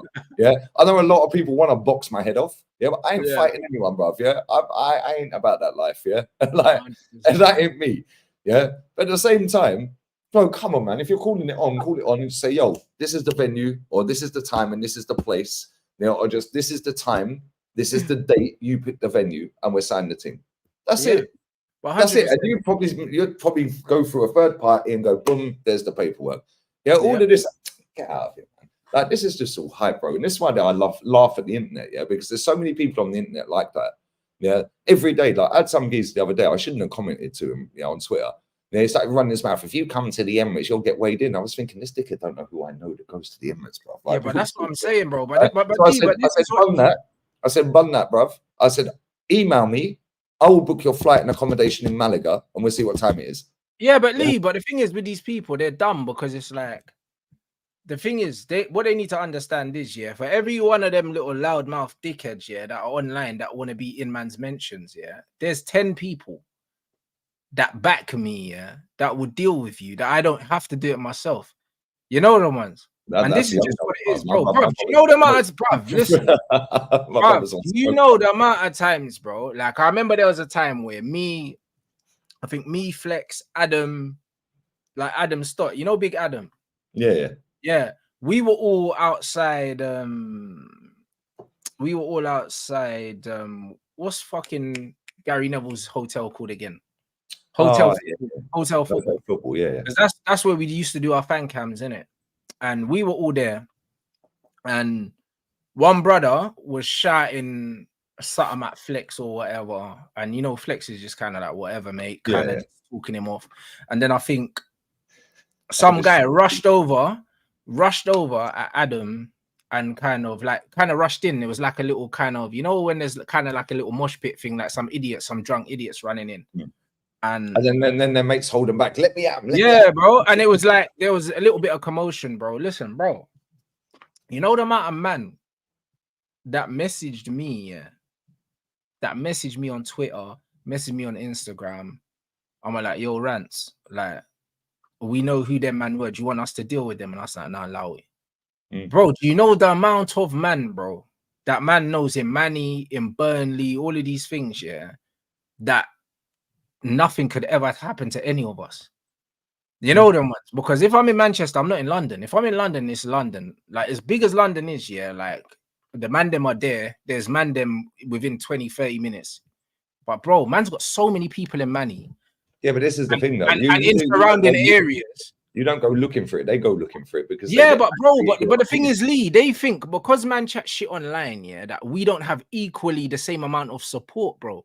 You know what I'm saying? Like, bro, man's got man in Burnley that man just need to drop a WhatsApp here, and with a few names, and these man will find them, man. And I don't. Don't worry, man. I've got Albanian G's with Iranian G's, bro. Listen, man's got the bro. Listen, do you understand what it is, Lee? And that's do you know what the funniest thing is for me, Rants? Yeah, we get way more love, yeah, than the shit that we get, bro, Lee. Oh, 100. That's what we also get, right? Saeed said this to me the other day, and he's right, yeah.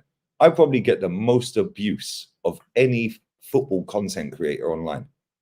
Yeah, because if I actually read all of my comments, yeah, bro, and I weren't mentally tough, bro, I wouldn't be here. You know what I'm saying? Like, bro, Yeah.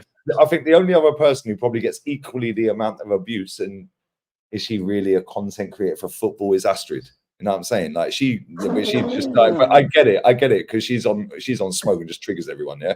Right. But at the same time, yeah, I'll be done in 5, yeah.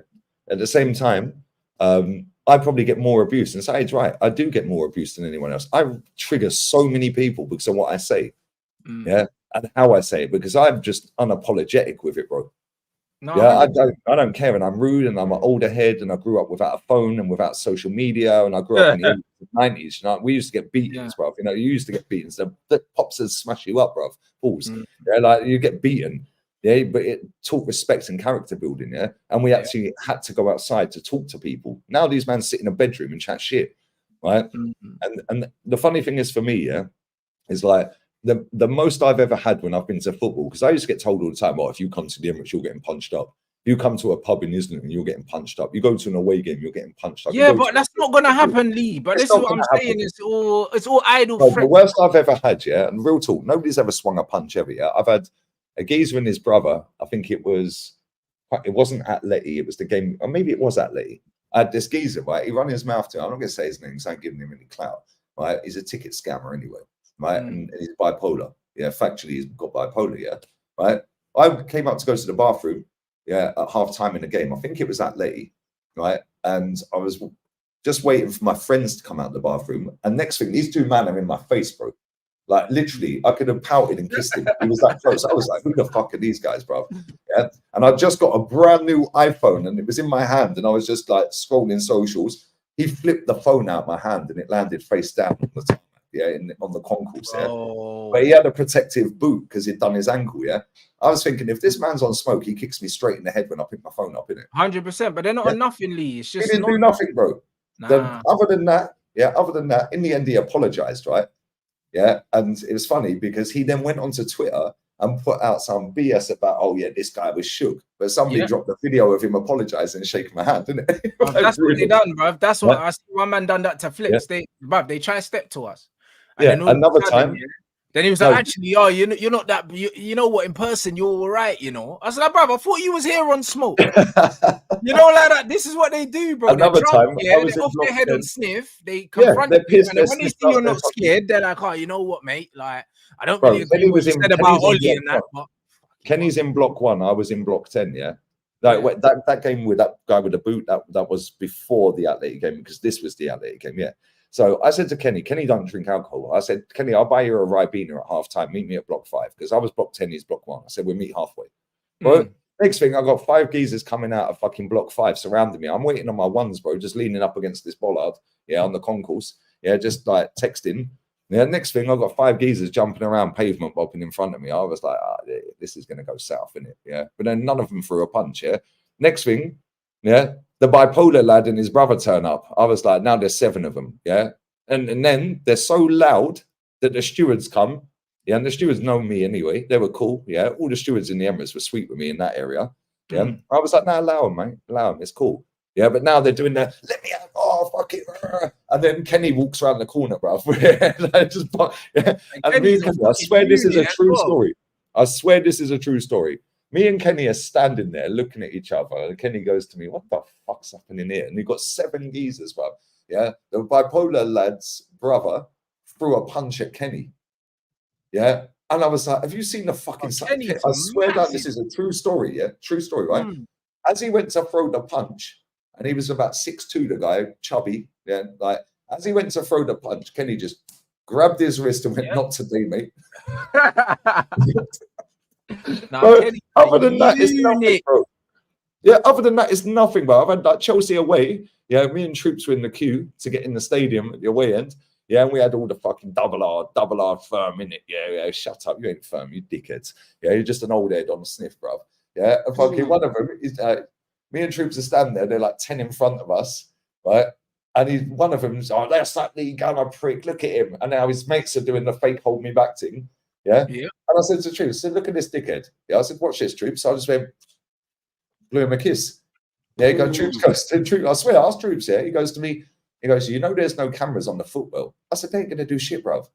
Of course. I said, what, they ain't gonna do shit. When we got up onto the concourse in the upper tier, they were asking for people, not them, but other people, what, queuing up for troops photos. Yeah, and they're standing at the bar, so I blew my kiss again, bro. That's it. Chelsea away another time. I had a dickhead fucking run his mouth as I was walking up to my seat. I said, what are you gonna do, bruv? Yeah.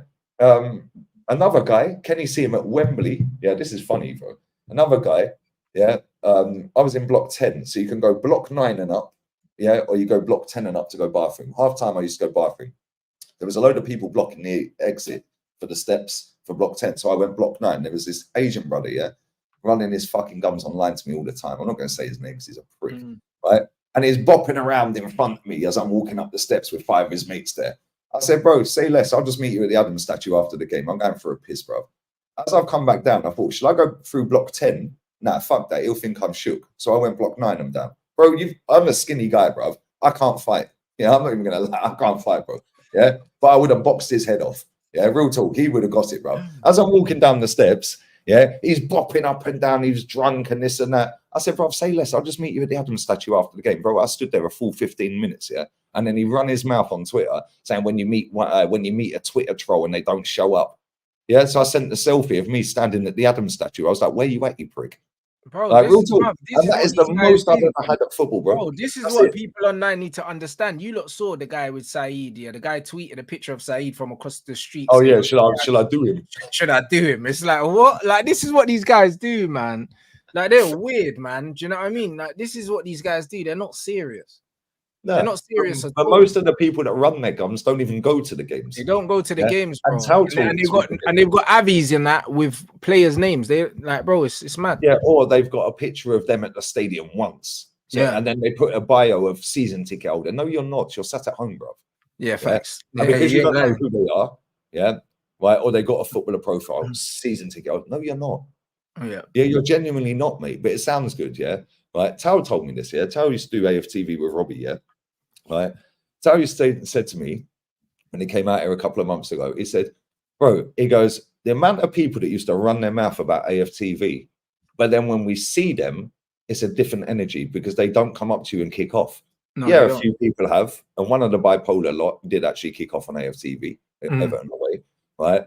And he's a fucking idiot, that guy, right? But that particular guy, yeah, messaged me when we played Forest in the Cup. We lost 4-2, I think. Yeah, and I went to that game and he said, yeah, I'm going to punch you up when I see you at Forest. So I DM'd him, yeah, my seat, my block, and my row. I said, I'll see you at the game then, big man. Yeah, he never showed up, bro. So then I DM'd him his address. Yeah, I was like, now what? Yeah, and then that's why he started twice, 2 different times. Yeah, the game before Atleti and the game at Atleti at home. That's why he started. Oh, yeah.